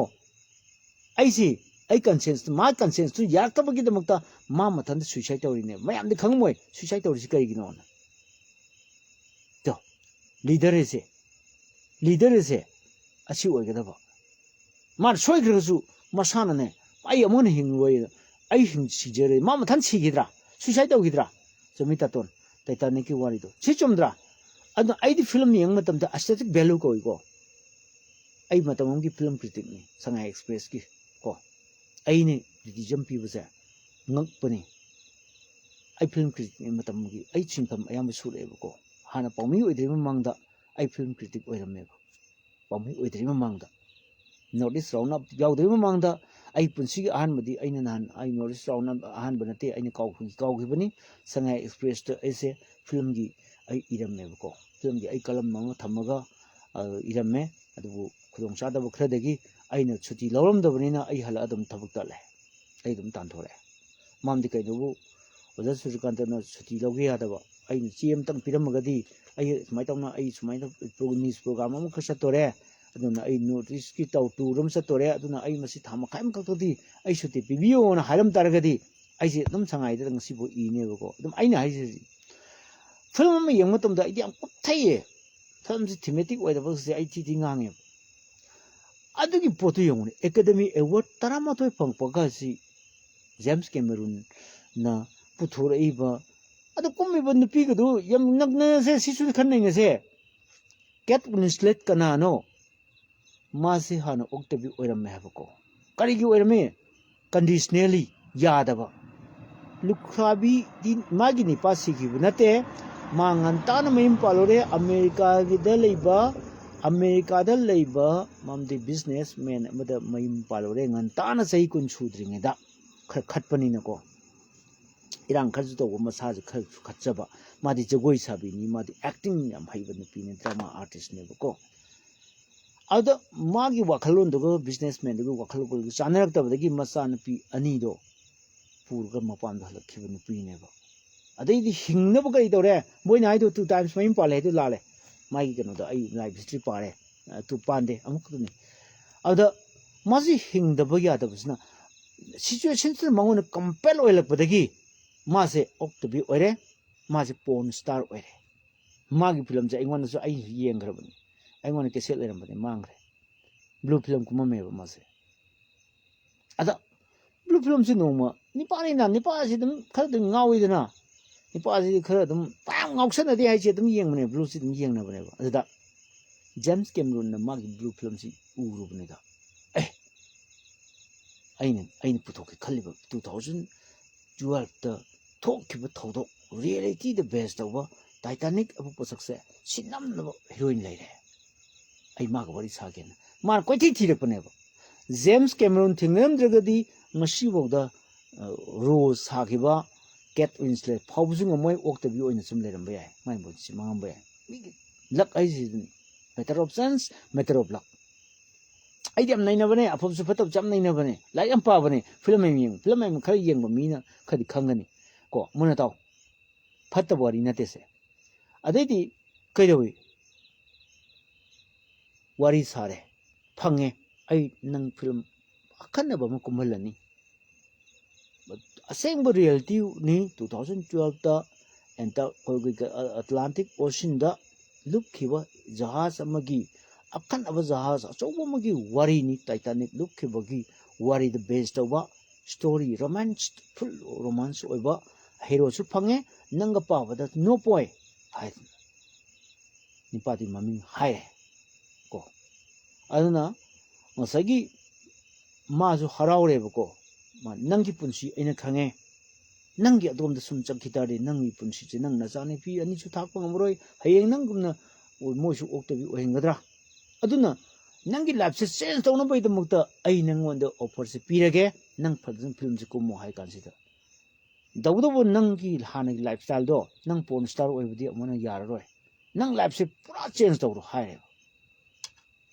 adu haibadai di kamai tawibu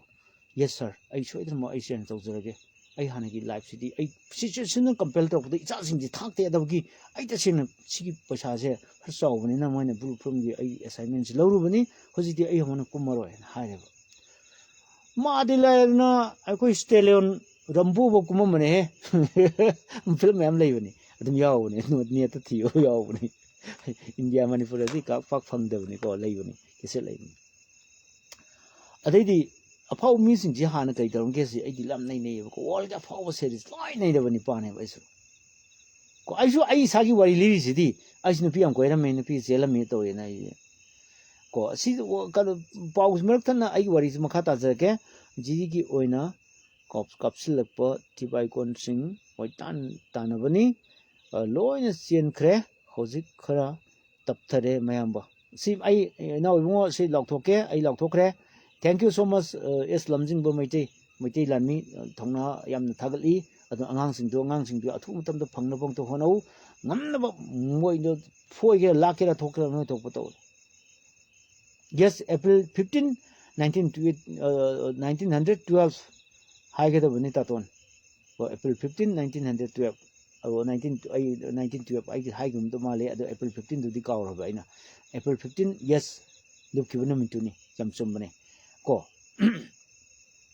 15 April ko 1912 lising sampan tarani thoy ko adu tardi ai haige ko 19th century gi wari ni adu tardi ngasagi amai de ai heroes mamin kaw di ngo adu mabani pare ko amana mauni masa sajen mau sajen bi ani chen bi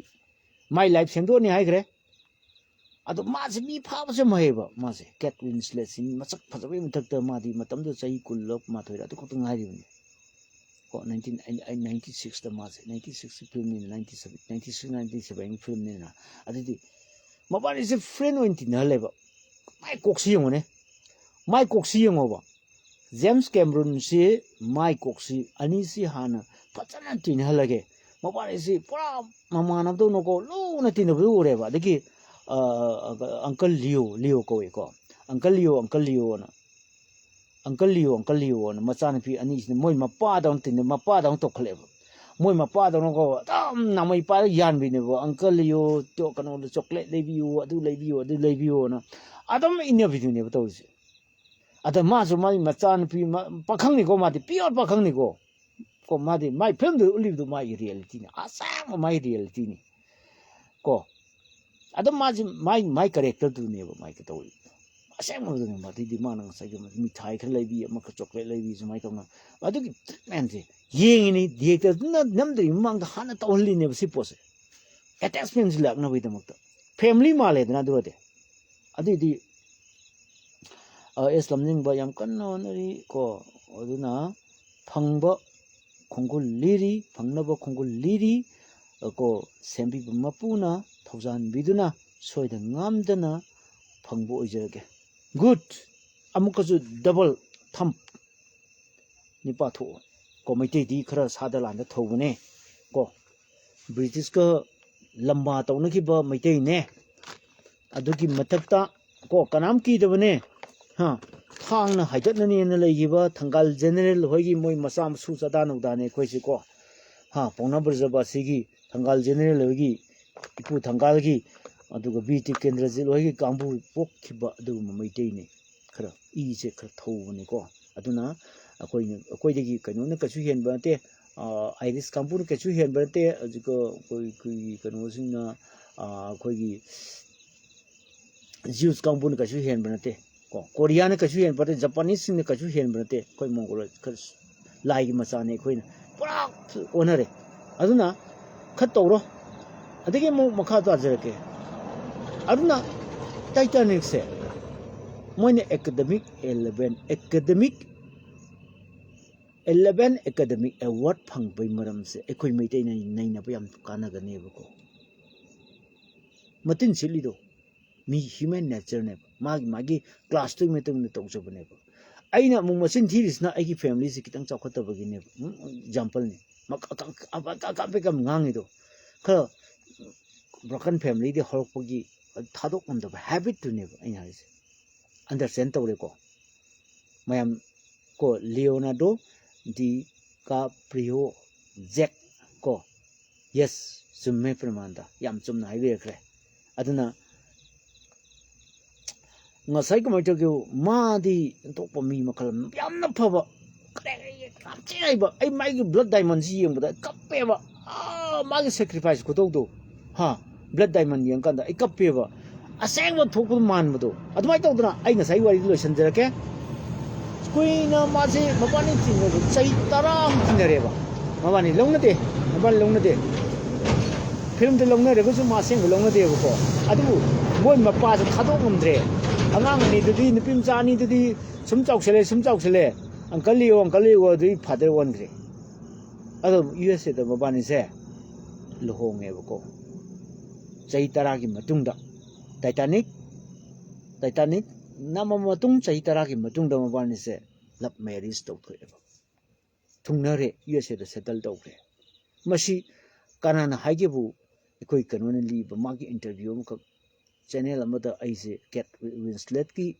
magi interview am da ina khanggi bane ko nyoksun phagi ji dawe ma adu ma nga sai aron badum de haido khidre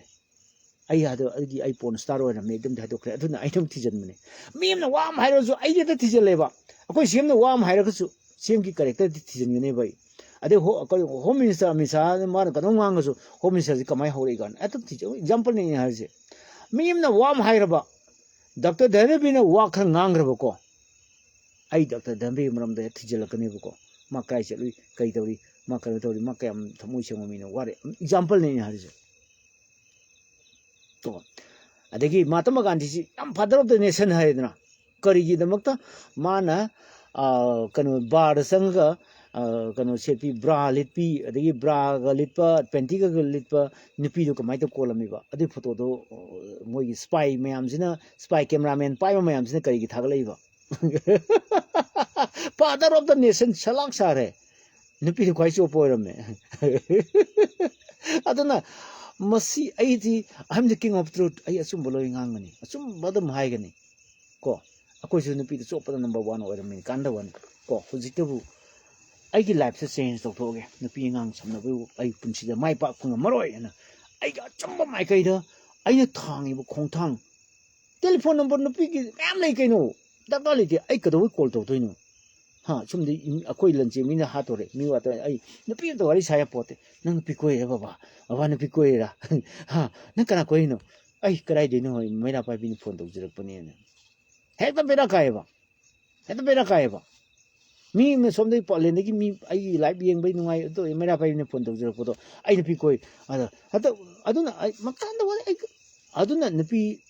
ai karam ta ga ai samna su pamdre aduna ai live city ai tasena holy man haida rai kari haida pai soi ba adugum ba misak ma ai lai gi ngam thang da leba misak ma oijage sine ai no ibdo bu khurum se ai madagi ai kanom khak ai power se ai adu pame aina ngangbada miyam tabiba aina ngangadi achumbada oiramani khanbiba adugumba pot amakak aingonda thajaba thambiyo aina kaidawursu oidaba ngangoi migi nattaba lamchat ai chatloi migi mangnaba ai khak tawroi ko ai punsida ai aranba su mayam tawkhiba lei ko tawhidaba thabuk su mayam tawkhiba lei aduna line aina lingiba laisina ai isamakta punishment adam pireeba aran ma thabuk tawgun ko lailete ga haigano lailete ga haigano aina waba tari se karigino ai aran ba kari tawre ge ga ai conscience to hange o nang na dogi thabuk to taw bai nang san paisa phange bane ai isana khange ba ai ngau nate ko aduna ai som the point de lake Titanic tike ai khoina khangi se mioi gi punsi nai na bane ba si film sida noine yengi duna amani aini yengine angle amda yengbani aidi film yengbase hayyamna ko pamdaba makada leidi sarpudi aina pamjadaba wakhalon chanadaba mioi bage nupa ga nupi ga wakhalon chanadragadi imung kai suicide tawnai ko aina ngangba mana tadraba mana ngangba ai yaningdraba adumba wakhal chanada nipa side engagement ni hena aina hi se akoi destination se hek le urga USA yorga ai nga sa ge adugi khongset da yorga ai ga maga lohongdi serpudi ai za sidagi ai chongdarga sigibna phare khallaga ma wakhal gi problem the pressure the khangom da ma dek to the kumdra inebko side academic award ama si karamda haidokunati aina thirini academy award amakarai de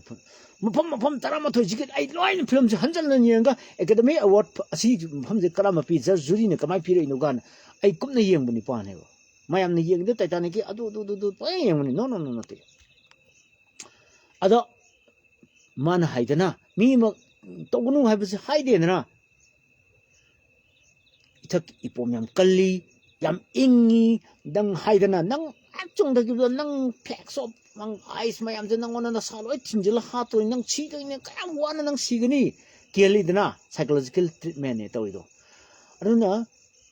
nang hingningdra kada wai sidoino nang nek chongdoraba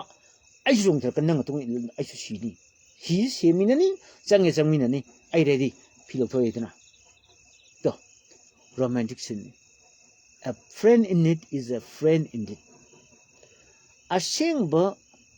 marupto magi damukta di sigani sine tawise aduna akoi mi tena bachu aigi friends singchu thamoi sing aigi tinasi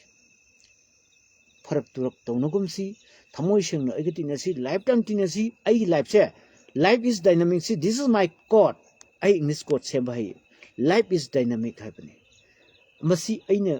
5th nation convention da ai DM college campus da MSU sinbu da ingang kibani professor mayam changlaga life is dynamic si ozana hiding is kaino akoi ji kitang confuse chale mase ozana akoi ni khangbu sule jamas to gana ngasi minai waramba mi hayeng ti ningthau oi ngasi ningthau oi ne lairamba pose permanent ti hayeng ta minai oi gani aduna ahong bon live akoi miyoy gi punsi kongsa sidi ahong bon pik thale habani masi kari kawi life is dynamic am I right mayam chumabra chumi chumde chumi khalaga khanba gai ai matam da 2001 dai da ai si rickshaw thauram me ai bu rickshaw thaubo yari bro san pi national gold medal su phangba yawre ai chu hing chumi sidi ai kanu du khitang way of life to di hong hong da ba adu ai gi sinfam di hong edna ai jani spoire film chu mayam film manga to kungre viral chu film khoi gi kanu chu mayam yawre change lakadabani change to the mayam am ta hiding the chumila len time life is dynamic a definition a halid niko aduna hojikti ekoi kedo botai hojik ekoi langi awabasu ekoi legumsi amasu tokumse blank your mind to write a new chapter of your life se agi san pida in high greba mana thabu oina pangthok tobe wane pangthor kani khale ko premanda right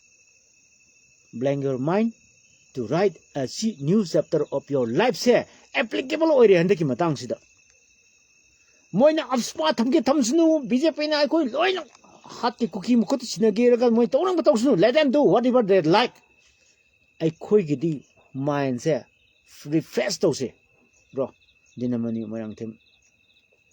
akoi mind se refresh to se lan gi namta khoi sem sa je ko akoi lan mi su jawri sidi ꯑꯩꯈꯣꯏꯅ ꯊꯋꯥꯏ ꯊꯥꯔꯕꯁꯨ ꯀꯪꯂꯩꯄꯥꯛ ꯈꯨꯟꯅꯥꯏ ꯑꯁꯤꯒꯤ ꯃꯤꯌꯥꯝꯒꯤꯗꯃꯛꯇ ꯑꯉꯝꯕ ꯊꯥꯛꯇ ꯄꯨꯟꯁꯤ ꯊꯧꯗꯥꯡ ꯀꯣ ꯄꯥꯡꯊꯣꯛꯇꯨꯅ ꯊꯦꯡꯅꯔꯒꯅꯤ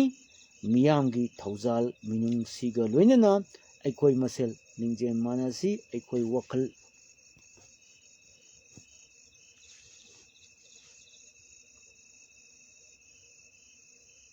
ꯀꯣ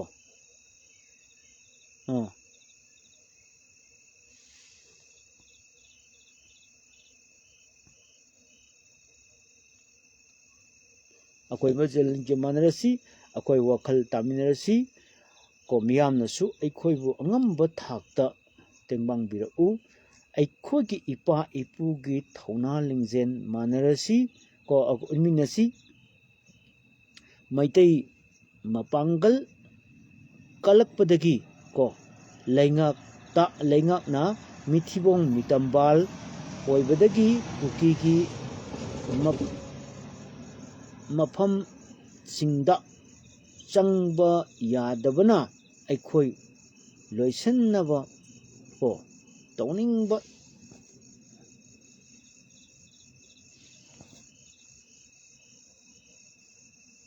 ꯃꯐꯝꯁꯤꯡꯗ ꯆꯪꯕ ꯌꯥꯗꯕꯅ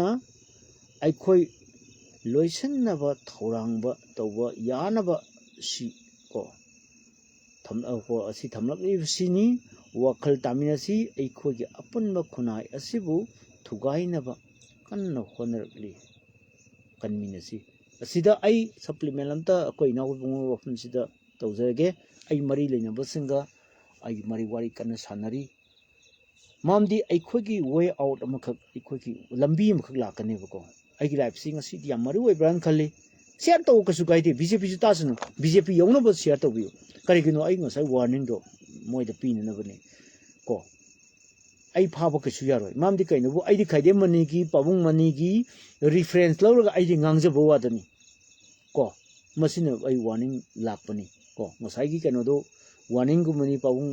ꯃꯅꯤꯒꯤ ꯈꯥꯏꯗꯦꯝ ꯃꯅꯤꯒꯤ ꯋꯥꯐꯝꯗꯨ ꯌꯥꯝꯅ ꯀꯟꯈ꯭ꯔꯦ ꯌꯥꯝ ꯊꯤ ꯀꯟꯈ꯭ꯔꯦ ꯑꯩꯗꯤ ꯉꯥꯡꯕꯁꯤꯗꯤ ꯑꯦꯛꯁꯟ ꯌꯥꯎꯗꯦ ꯃꯥꯒꯤ ꯉꯁꯥꯏꯒꯤꯗꯨ ꯑꯦꯛꯁꯟ ꯌꯥꯎꯔꯕꯅꯤ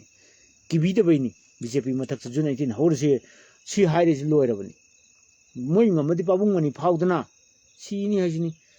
ꯀꯔꯤ ꯉꯝꯁꯤ ꯉꯝꯃꯣꯏꯗꯕꯗ ꯀꯔꯤ ꯀꯥꯟꯅꯕ ꯑꯗꯨ ꯑꯣꯏꯇꯥꯔꯗꯤ ꯕꯤꯖꯦꯄꯤꯅ ꯇꯧꯅꯤꯡꯕ ꯇꯧꯁꯅꯨꯀꯣ ꯑꯩꯈꯣꯏꯒꯤꯗꯤ ꯍꯥꯟꯅꯗꯒꯤ ꯍꯧꯅ ꯑꯩꯈꯣꯏꯗꯤ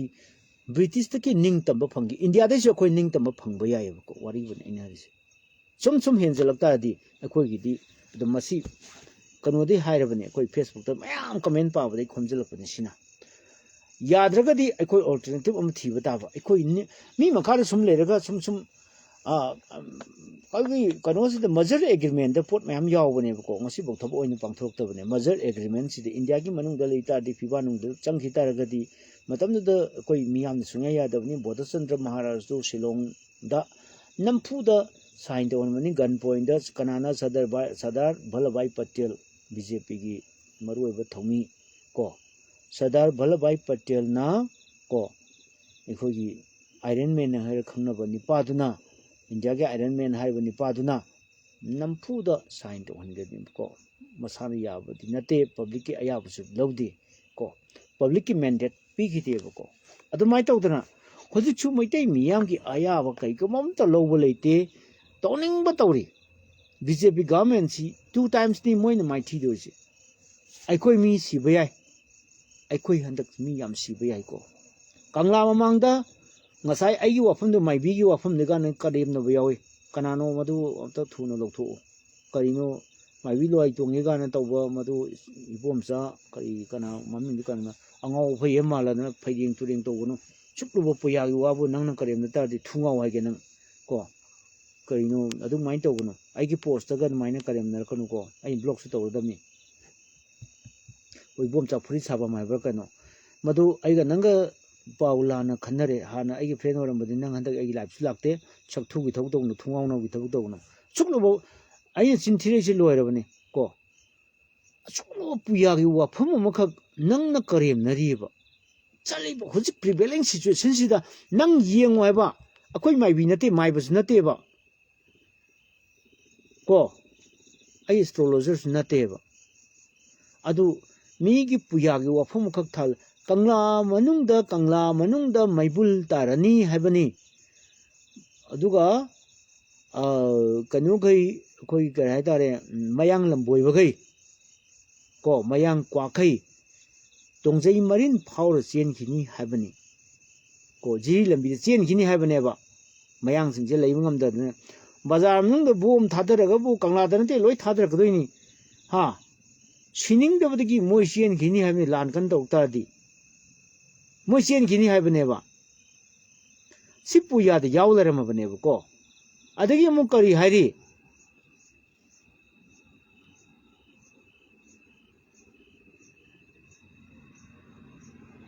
ꯑꯃꯨꯛ ꯀꯔꯤ ꯍꯥꯏꯔꯤ ꯀꯪꯂꯥ ꯃꯃꯥꯡꯗ ꯑꯉꯧꯕ ꯃꯀꯣꯛ ꯇꯥꯒꯅꯤ ꯄꯨꯌꯥꯗ ꯌꯥꯎꯏ ꯑꯗꯨꯝ ꯇꯥꯈꯤ ꯀꯪꯂꯥ ꯃꯃꯥꯡꯗ ꯉꯥꯈꯥ ꯁꯪꯕꯥꯏ ꯑꯃ ꯍꯩꯗꯣꯛꯀꯅꯤ ꯉꯥꯈꯥ ꯑꯁꯤꯕꯨ ꯌꯥꯝ ꯁꯣꯟꯕ ꯀꯥꯡꯕꯨꯅꯤ ꯃꯤꯆꯝ ꯄ꯭ꯔꯖꯥꯅꯤ ꯍꯥꯏꯔꯤꯗꯣ ꯁꯤꯅꯕꯨ ꯍꯩꯗꯣꯛꯈ꯭ꯔꯗꯤ ꯏꯁꯤꯡꯗ ꯍꯩꯗꯣꯛꯄ ꯅꯠꯇꯕꯅꯤꯅ ꯂꯩꯀꯪꯗ ꯍꯩꯗꯣꯛꯑꯃꯤꯅ ꯑꯗꯨꯝ ꯁꯤꯕ ꯇꯥꯕꯅꯤ ꯉꯥꯈꯥꯁꯦ ꯏꯁꯤꯡꯗ ꯄꯨꯔ ꯌꯣꯛꯅꯩꯌꯦꯕꯀꯣ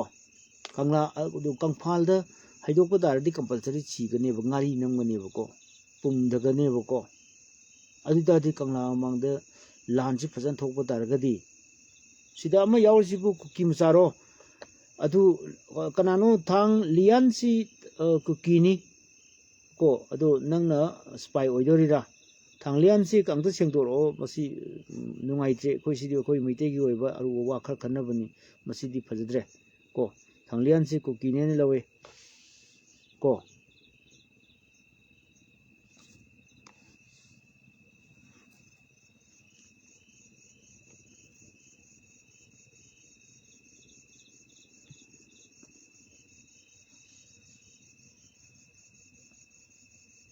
ꯄ꯭ꯂꯤꯖ ꯑꯝꯇ ꯀ꯭ꯂꯦꯔꯤꯐꯥꯏ ꯇꯧꯔꯣ ꯑꯩ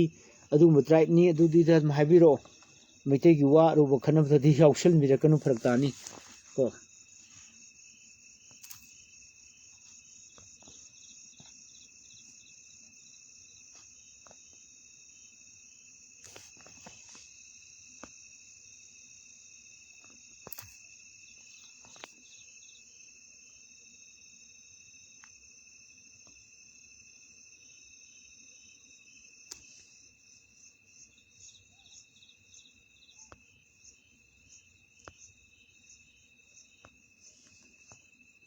ꯑꯩꯒꯤ ꯐꯣꯟꯁꯤꯁꯨ ꯍꯦꯡ ꯐꯖꯅ ꯆꯠꯂꯦ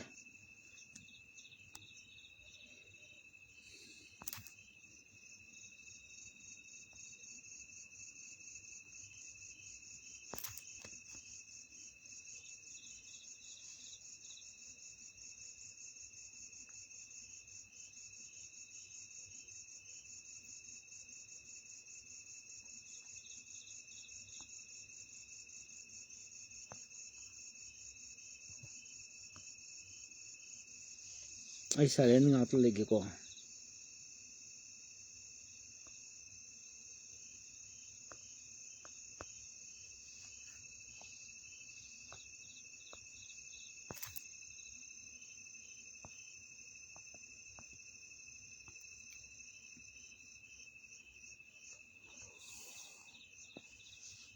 islam jing mo gi page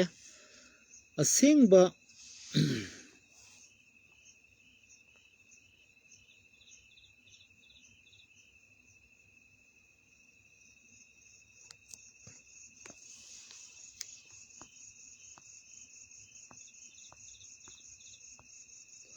masan thokre out okre ko mamdi kainobu aigi nakong mitsi asuki matik singbani aduna mamdi kainobu si aikhogi aronba information sa noina ko na video dagi longjo ka su gaide sida live tadi ai lakano ko si please don't come here aduna you are not welcome I'm sorry ko ai hore lokhoke thanglian si aigi friend yaw me ko kim sa mayam yaw me gi friend da ko followers mayam leibani ayam bugi ga toge aduna chingmisi kaksi ikhoida khudong chadaba lakada mali si yuchume mamdi moina mabuk sengadi phaba aduna mabuk tu sengde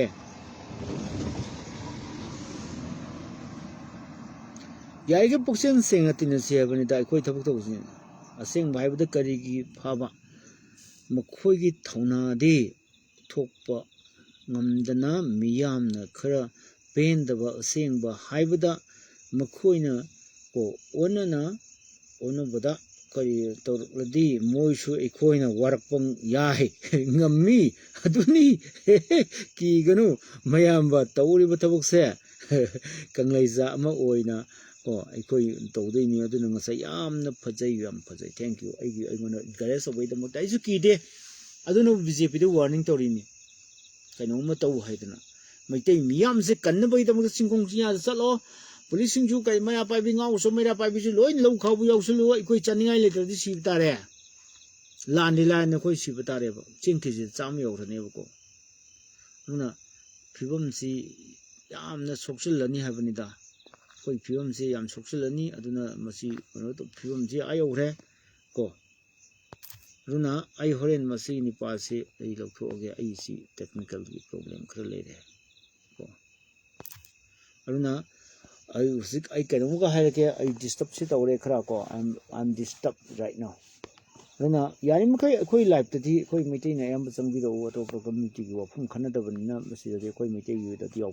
masi I put the one lands may take it open. I take a cookie at opening. Kim say over a canoe, go simi at a show we a canoe, Pratani, go a koi may take up the years invite over me. I think Adumulade. Adoi tardi ngaka sangbai haidokani harisi karigino nga nate aigi akhoigi ahalaman chingsidi lai ne ko legend ne bo moidi tungda lakatabu urga hairam ne bo kangla mamangda ngaka sangbai haidokani habadu moi mi khrana group khrana kamai hantu I kangla mamangda kaima khangdaba singna akhangba sar ngangbu matamdo madu mai wada satnaroi haibani gana hantu aduga nongpok thong hangani nongsup thong tinglani haraga kanglagi nongsup thong de tingjangaraga nongpok thong do hanga isti gana depend to we masina miyam da samamna ba magi achumwa puyagi wafambu man kariyamna bugumba yam tawe ko masi to haninde somda koi tourism gi kangla da nongpok thong hangbadu nate ko ha adu sangnaba yaroi Nongpok lamgi miyoi singa aikhoiga mari pharani habani ko hojik Burma ga aikhoiga mari kachu thina gana tawdu leitena yam sathina madi phatabal leitena ko ana je ki khangan bagi kangla da maibul tani harise kaino ja mukta habiro kangla asida maibul tarani habadi maibul si kaino ha matamda missile ni short range missile oibi ai kilometer kun bong nung ka pa ya bas missile si short range missile ko ko kun bong nung ka pa ya missile se ko si short range missile se ka pak pa ya isi ni kana ko makrana kangla si loksin bai da mukta to capture kangla asi area domination ki wafam ojik kautruk nate kangsup losangre habagi ngasai video tom tv da yaukhrabani area domination tawrena ado khoi policing kadau lege phausa le kagino aduna masi kangla si da kaimba masi kapakpa taragadi IRB leibasu sigani aduga mi lai maiba maibi chu mayam sirani aduga kangla gi phachakhraba saktam mayam do ꯑꯩꯈꯣꯏꯒꯤ historical ꯑꯣꯏꯕ ꯄꯣꯠ ꯃꯌꯥꯝ ꯑꯃ ꯊꯝꯃꯤ ꯃꯌꯥꯝꯗꯣ ꯂꯥꯏꯐꯝ ꯃꯌꯥꯝꯗꯣ ꯄꯨꯝꯆꯥꯏ ꯆꯥꯏꯔꯅꯤ ꯃꯩ ꯍꯧꯔꯅꯤ ꯍꯥꯏꯕꯅꯤ ꯃꯩꯕꯨꯜ ꯇꯥꯔꯅꯤ ꯍꯥꯏꯕꯗꯤ ꯃꯁꯤ ꯇꯥꯗꯕꯁꯨ ꯑꯣꯏꯁꯅꯨ ꯀꯣ ꯑꯗꯣ ꯊꯥꯔ ꯋꯥꯔꯜ ꯋꯥꯔꯗ ꯇꯧꯒꯗꯕ ꯄꯣꯠꯇꯨꯕꯨ ꯃꯣꯏꯅ ꯀꯨꯀꯤꯅꯒ ꯁꯨꯃꯥꯏꯅ ꯇꯧꯗꯅ ꯏꯟꯗꯤꯌꯥꯅ ꯃꯇꯦꯡ ꯄꯥꯡꯁꯤꯜꯂꯒ ꯇꯧꯕ ꯇꯥꯔꯒꯗꯤ ꯑꯗꯨꯝ ꯃꯩꯗꯤ ꯑꯗꯨꯝ ꯆꯥꯛꯑꯅꯦꯕꯀꯣ ꯃꯣꯏ ꯅꯠꯇ꯭ꯔꯁꯨ ꯃꯩꯗꯤ ꯑꯗꯨم ꯆꯥꯛꯑꯅꯦꯕꯀꯣ ꯃꯔꯝꯗꯤ ꯀꯪꯂꯥꯁꯦ ꯃꯌꯥꯝꯒꯤ ꯃꯤꯇꯥꯅꯐꯝ ꯑꯣꯏꯔꯤꯕ ꯑꯃꯁꯨ ꯄꯥꯝꯃꯦ ꯑꯃꯁꯨ ꯄꯥꯝꯃꯦ ꯑꯃꯁꯨ ꯄꯥꯝꯃꯦ ꯀꯣ Hindu lainingsu masih pusan biganu do pakang bagi migi senglaba laifam sida fatab thopuk to biganu kangla kan masi maitai gi thawai ko ekoi masi maitai thawai mayam thagani ko kangla si kana bhona matamda masi bu kari kawi ngakha sangbai hoidu ngasai maibul du ga ngakha sangbai du ga yam chasanadra ngasai thagalai bani pa du haite ba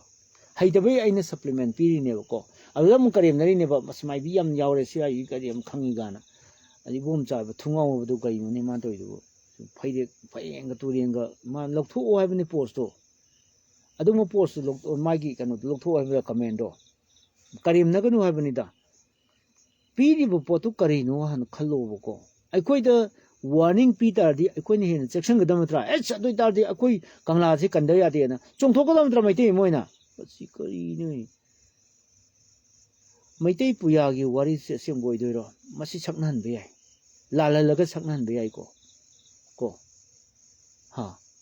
ꯕꯣꯝꯕꯨꯂꯥ ꯑꯆꯧꯕ ꯑꯃ ꯊꯥꯖꯤꯜꯂꯁꯨ ꯌꯥꯏꯑꯕꯀꯣ ꯂꯥꯟꯁꯤ ꯂꯣꯏꯔꯒ ꯃꯗꯨ ꯁꯛꯅꯍꯟꯕꯁꯨ ꯌꯥꯏꯑꯕ drama ꯑꯣꯏꯅ ꯇꯧꯁꯤꯟꯕꯁꯨ ꯌꯥꯏꯑꯕ ꯑꯗ ꯁꯛꯅꯍꯜꯂ ꯂꯣꯏꯔꯦ ꯑꯁꯦꯡꯕ ꯊꯣꯛꯄꯗꯨꯗꯤ ꯑꯩꯈꯣꯏꯗ ꯃꯥꯡꯖꯩ ꯍꯥꯏꯕꯅꯤꯗ ꯊꯣꯛꯇꯤ ꯊꯣꯛꯀꯅꯤ ꯍꯥꯏꯕꯒꯤ ꯄꯣꯠ ꯑꯃ ꯂꯥꯛꯑꯦ ꯃꯁꯤ ꯃꯔꯤꯕ ꯄ꯭ꯔꯤꯚꯦꯂꯤꯡ ꯁꯤꯆꯨꯋꯦꯁꯟꯁꯤꯗ ꯑꯩ ꯍꯥꯏꯕꯅꯤ ꯊꯣꯛꯂꯛꯄ ꯌꯥꯏ ꯍꯥꯏꯗꯨꯅ ꯍꯥꯏꯕꯅꯤ ꯆꯞ ꯆꯥꯅ ꯑꯩ ꯊꯣꯛꯑꯅꯤ ꯍꯥꯏꯕꯗꯤ ꯉꯝꯗꯦ ꯑꯗꯨꯕꯨ ꯊꯣꯛꯂꯛꯄ ꯌꯥꯕꯒꯤ ꯑꯣꯏꯊꯣꯛꯄꯗꯤ ꯂꯩꯔꯦ ꯀꯣ ꯑꯥꯔꯝ ꯐꯣꯔꯁꯦꯁ ꯁ꯭ꯄꯦꯁꯤꯌꯦꯜ ꯄꯥꯋꯔ ꯑꯦꯛꯁꯨ ꯊꯝꯖꯤꯜꯂꯛꯑꯦ ꯀꯣ ꯇꯧꯔꯤꯁꯤꯗ ꯑꯗꯒꯤ ꯑꯃꯨꯛ ꯑꯃꯁꯤꯗ ꯃꯣꯏꯅ ꯈꯤꯟꯅꯤꯡꯕ ꯃꯈꯜꯒꯤ ꯕꯣꯝ ꯀꯥꯞꯄ ꯌꯥꯕ ꯗ꯭ꯔꯣꯟ ꯀꯥꯞꯄ ꯌꯥꯕ ꯀꯩ ꯂꯣꯏ ꯇꯞ ꯇꯥꯏꯅ ꯈꯤꯜꯂꯒ ꯊꯝꯈ꯭ꯔꯦ ꯑꯗꯨꯗꯤ ꯀꯔꯤꯝꯐꯥꯎ ꯍꯥꯏꯗꯅ ꯑꯩꯈꯣꯏꯁꯤꯗ ꯅꯣꯡꯃꯩ ꯇꯦꯛꯇꯥꯛ ꯇꯦꯛꯇꯥꯛ ꯎꯇꯨꯞ ꯋꯥꯇꯨꯞ ꯈꯔ ꯄꯥꯏꯕ ꯑꯗꯒꯤ ꯅꯣꯡꯃꯩ ꯑꯁꯨꯕꯤ ꯀꯥꯔꯇꯨꯁꯀꯨꯝꯕ ꯈꯔ ꯄꯥꯏꯕꯁꯤ ꯑꯣꯏꯅ ꯀꯣꯏꯇꯥꯟ ꯇꯥꯟꯅ ꯂꯩꯔꯦꯕꯀꯣ ꯆꯪꯕ ꯌꯥꯔꯣꯏ ꯀꯥꯟꯗ ꯀꯣꯏꯇꯥꯟ ꯇꯥꯟꯅ ꯂꯩꯔꯦꯕ ꯑꯗꯨ ꯉꯁꯤꯐꯥꯎꯗ ꯄꯨꯌꯥꯗ ꯏꯔꯝꯕꯁꯤꯡꯁꯦ ꯆꯨꯝꯗꯤ ꯆꯨꯝꯃꯤꯀꯣ ꯑꯉꯧꯕ ꯀꯪꯂꯥ ꯃꯃꯥꯡꯗ ꯑꯉꯧꯕ ꯃꯀꯣꯛ ꯇꯥꯅꯤ ꯑꯗꯨꯝ ꯇꯥꯏ ꯃꯣꯏ 5 ꯑꯗꯨꯝ ꯃꯪ ꯀꯛꯈꯤ ꯏꯄꯥ ꯏꯄꯨꯁꯤꯡꯅ ꯍꯥꯏꯔꯝꯕꯁꯤꯡ ꯆꯨꯝꯗꯨꯅ ꯂꯥꯛꯂꯤ ꯁꯣꯏꯗꯅ ꯑꯆꯧꯕ ꯏꯍꯧ ꯑꯃ ꯊꯣꯛꯀꯅꯤ ꯃꯩꯕꯨꯟ ꯍꯥꯏꯕꯗꯤ ꯍꯧꯖꯤꯛ ꯃꯇꯝꯒꯤ ꯑꯣꯏꯅꯗꯤ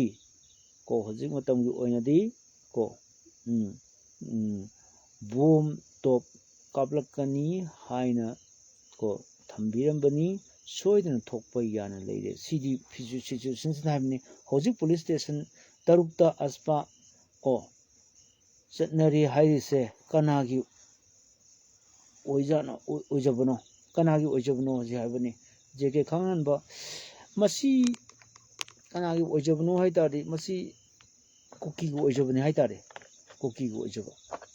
ꯀꯩꯒꯤꯅꯣ ꯃꯁꯤ ꯊꯝꯃꯛꯏꯁꯤ ꯀꯩꯒꯤꯅꯣꯕꯨ ꯇꯝꯄꯥꯛꯀꯤ ꯑꯌꯥꯝꯕ ꯁꯔꯨꯛꯇꯅꯤ ꯃꯩꯇꯩꯒꯤ ꯑꯦꯔꯤꯌꯥꯗ ꯑꯌꯥꯝꯕ ꯑꯣꯏꯕꯅꯤꯅ ꯃꯁꯤ ꯊꯝꯈꯤ ꯇꯥꯔꯗꯤ ꯀꯥꯞꯅꯤꯡꯕ ꯃꯇꯝꯗ ꯀꯥꯞꯄ ꯌꯥꯔꯦ ꯇꯧꯅꯤꯡꯕ ꯊꯕꯛ ꯇꯧꯕ ꯌꯥꯔꯦ ꯈꯨꯟ ꯉꯥꯛꯄꯁꯤꯡ ꯁꯂꯥꯛ ꯁꯥꯔꯅꯤ ꯎꯐꯨꯟꯒ ꯑꯣꯟꯕ ꯌꯥꯏ ꯑꯗꯨꯒ ꯃꯩꯐꯨꯒꯤ ꯇꯥꯏꯞꯇ ꯍꯣꯕꯁꯨ ꯌꯥꯔꯦ ꯈꯨꯟ ꯉꯥꯛꯄꯁꯤꯡꯁꯦ ꯀꯥꯞꯁꯤꯜꯂꯛꯄꯗ ꯑꯗꯨ ꯇꯥꯔꯗꯤ ꯂꯣꯅ ꯌꯥꯔꯕ ꯀꯥꯡꯕꯨꯅꯤꯅ ꯀꯥꯞꯈꯤꯕꯗ ꯀꯅꯥꯁꯨ ꯀꯩꯁꯨ ꯀꯣꯔꯠ ꯀꯦꯁ ꯂꯩꯕ ꯌꯥꯔꯣꯏ ꯕꯤꯔꯥꯅꯤ ꯀꯨꯀꯤ ꯑꯣꯏꯖꯕꯅꯤ ꯑꯣꯏꯖꯇꯥꯔ ꯃꯁꯥꯅ ꯑꯩ ꯍꯥꯏ ꯄꯥꯎꯈꯨꯝ ꯆꯞ ꯃꯥꯟꯅꯔꯦ ꯏꯅꯥꯎ ꯏꯕꯨꯡꯅ ꯄꯤꯔꯛꯏꯁꯤꯒ JK ꯈꯟꯕ ꯑꯦꯅꯤ ꯀꯣꯏꯁꯟ ꯍꯪꯕꯤꯔꯛꯎ ꯑꯩ ꯈꯨꯝꯖꯒꯦ ꯇꯧꯕꯇꯕꯨ ꯄꯨꯛꯆꯦꯜꯗꯤ ꯁꯦꯡꯉꯨ ꯃꯩꯇꯩ ꯑꯃ ꯑꯣꯏꯇꯥꯔꯗꯤ ꯃꯩꯇꯩꯒꯤ ꯑꯣꯏꯕ ꯋꯥ ꯉꯥꯡꯅꯁꯤ ꯃꯈꯣꯏꯒꯤ ꯃꯤꯆꯪꯗ ꯂꯩꯈ꯭ꯔꯦ ꯏꯟꯗꯤꯌꯥꯅ ꯑꯗꯨꯅ ꯂꯩꯒꯅꯨ ꯃꯆꯥ 2, 5, 10 ꯄꯣꯛꯄꯗ ꯃꯆꯥ ꯅꯣꯏꯅ ꯅꯨꯡꯁꯤꯕ ꯃꯆꯥ ꯍꯨꯔꯥꯟꯕꯗꯨꯅ ꯍꯦꯟꯅ ꯅꯨꯡꯁꯤꯕ huran da bakasu tawjadaba na henungsidaba ko lamdam sigi mapusu ojariba aikoi di yelho furup su ojariba payoi to no khundokhi badigi hawra bani hai sak haya sak khunung sak langba sak kona sak sak manga ni koi ne khangjari makha ta sakti ai khangjadre ko ai tambadi yaudre ai aina nina bada aina tichin badi yaudre khoji se langba sakki lo shalapa saruk sida nemba tawrisi charak saying tan chada di maitei koi manipur sidagi third world war hoba yan le izani mase ai prediction ne asengba lanjibu thokraba phathaba ngamdraba mai makhak maitei nungsiba kayam leiriba malem sida maitei nungsiba japan guma yam china guma yam leiriba maitei nungsiba moi sune ta tawnra kadoi jani ko india se machet tana kai bi yana leiri adugi het lan thoi nungsida kashmir su loksan gro wari bune haise somna tibet ti som kanu lanjal aga arunachal pradesh su loksan gro sinana ha chum taw aina haise o thokpa yabani bjp ni masi khangbiyo ba akoi sida maitai khakta noina target tawba maitai khakta nusidaba kuki khakta pena wona appeasement policy tawma tamda ko noina di hari congress appeasement policy tawe na noi di tawdabra the all wine in your bottle aina haigre you di sung hongde adu bottle di hongi akogi Mr. Birendo hana congress le me minister oira me hoji BJP heba patra du changage amu you dong thae adu the all wine in your bottle habidi ko masida adum khangnasi aduna akoi mi manga se yam maroi ba mi manga ne lawi ko aini musi mi yangi ba mi manga tokse adoi tardi BJP ne sumasi yamna khoi history de kamai kai legi kai dogi adu June 18 si thorok pata June 18 gumba ama sathibam thorok pantamda BJP government jing asi muk olari bse leiba ngamgadra no never adu de miyam gi against lebim hota miyam gi favor de lerega BJP government BJP nataba atopa form tawga the all wine in your bottle BJP toktoga atopa form tawga regional party meling khalaga BJP kambusu amusu tawi aina miyam gi favor de hek leitargadi moi khar aso aran semdo khare congress semdo idi mayam hana yam phalam do budu hoji congress loi phare tobudo mising yamdre moi mangak ta kare miyam gi thajo mangki deinatra mi mangak kari do masi chumne harise karigi congress ta ngasi mi mangak tang fake encounter da mayam chenaru bagi moi batana mayam sabagi moi phataba thabu mayam toru bagi misa mayam hat bagi lalawai na mada adugi ngasi mi mangak ta le ntro BJP sida mi kuntra mangani manga kari metro adu da di regional party lo on thok sia ko adu di koi mitai se amatta oina punsan ba yagadawa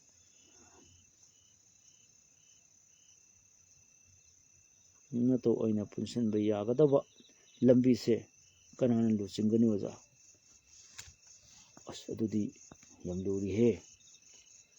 jeke khangan ba masi punsan bada ai lu singe let me lead kai gino aise maning su yang ba haiba mamang su yang ba haiba lining ba misa amane noi ne di phagi oina khanba yai ai I katke ai isagi I katke leader we ke haita di sacrifice tamgodone ko ai vote de ke habane te ko lanjang sida ai mamang thangde habane thengna gaina ke habane maitei chu oisnu maitei bamon chu oisnu they are all belong to maitei community oibanina igi mari leina banina khena bakasu thangumsi aikhogi tungi charon churon se masi kalausi nangi property mayam duna maitei miyam na manghrabada nangi property du nangbu kanba ngamoy heba akoi maitei miyam na muthrabada atopa community na nangbu chadro hinning khoga chagini hebanida si khangba mi na leader oigadaba sabchu lairaba ina khonbagi wafum laite resource full oigadabni ma makokto resourceful oigadabni mamang maning loina ubang ngodabni I lead toge je ke khangan ba if you trust me let me lead this journey, this agitation, this non-violence movement. Akwai di nungwai payar ka di changwai ba. May ti punsang ji hai tar ka di ay mamang thangge hai ba ni. Ko. Aduna, Premanda ki yamna fazaba mo ire. Kanglada maybul ta kini do sumdoira si sumakpa yani sama sumdore ba si fium je kanom tawdore ai na ne haidra ai kanom tawdore sakong mangdai ai haire sakong matung kanom tawdore na ai na haibu chumdra si legend amagi wakhal ne legend am si tungda kai lakhada ge je ngasi de ni sahi ni phugi mutung kai ka sahi 2040 de kai lakhada ge je haibang am si kana lege ne ta yune akoi ta reng te leini kan dok haidok am se aimon su kai mo yaw bai na to atu ta de akoi gumna leader wei dana tigi chai noina leader wei ya bra ba paisa chaban huran mo noina leader wei ya bra ha thamoi sengba laining ba yam khangba thauna leiba mi namna ba ngamba phudok ngamba yang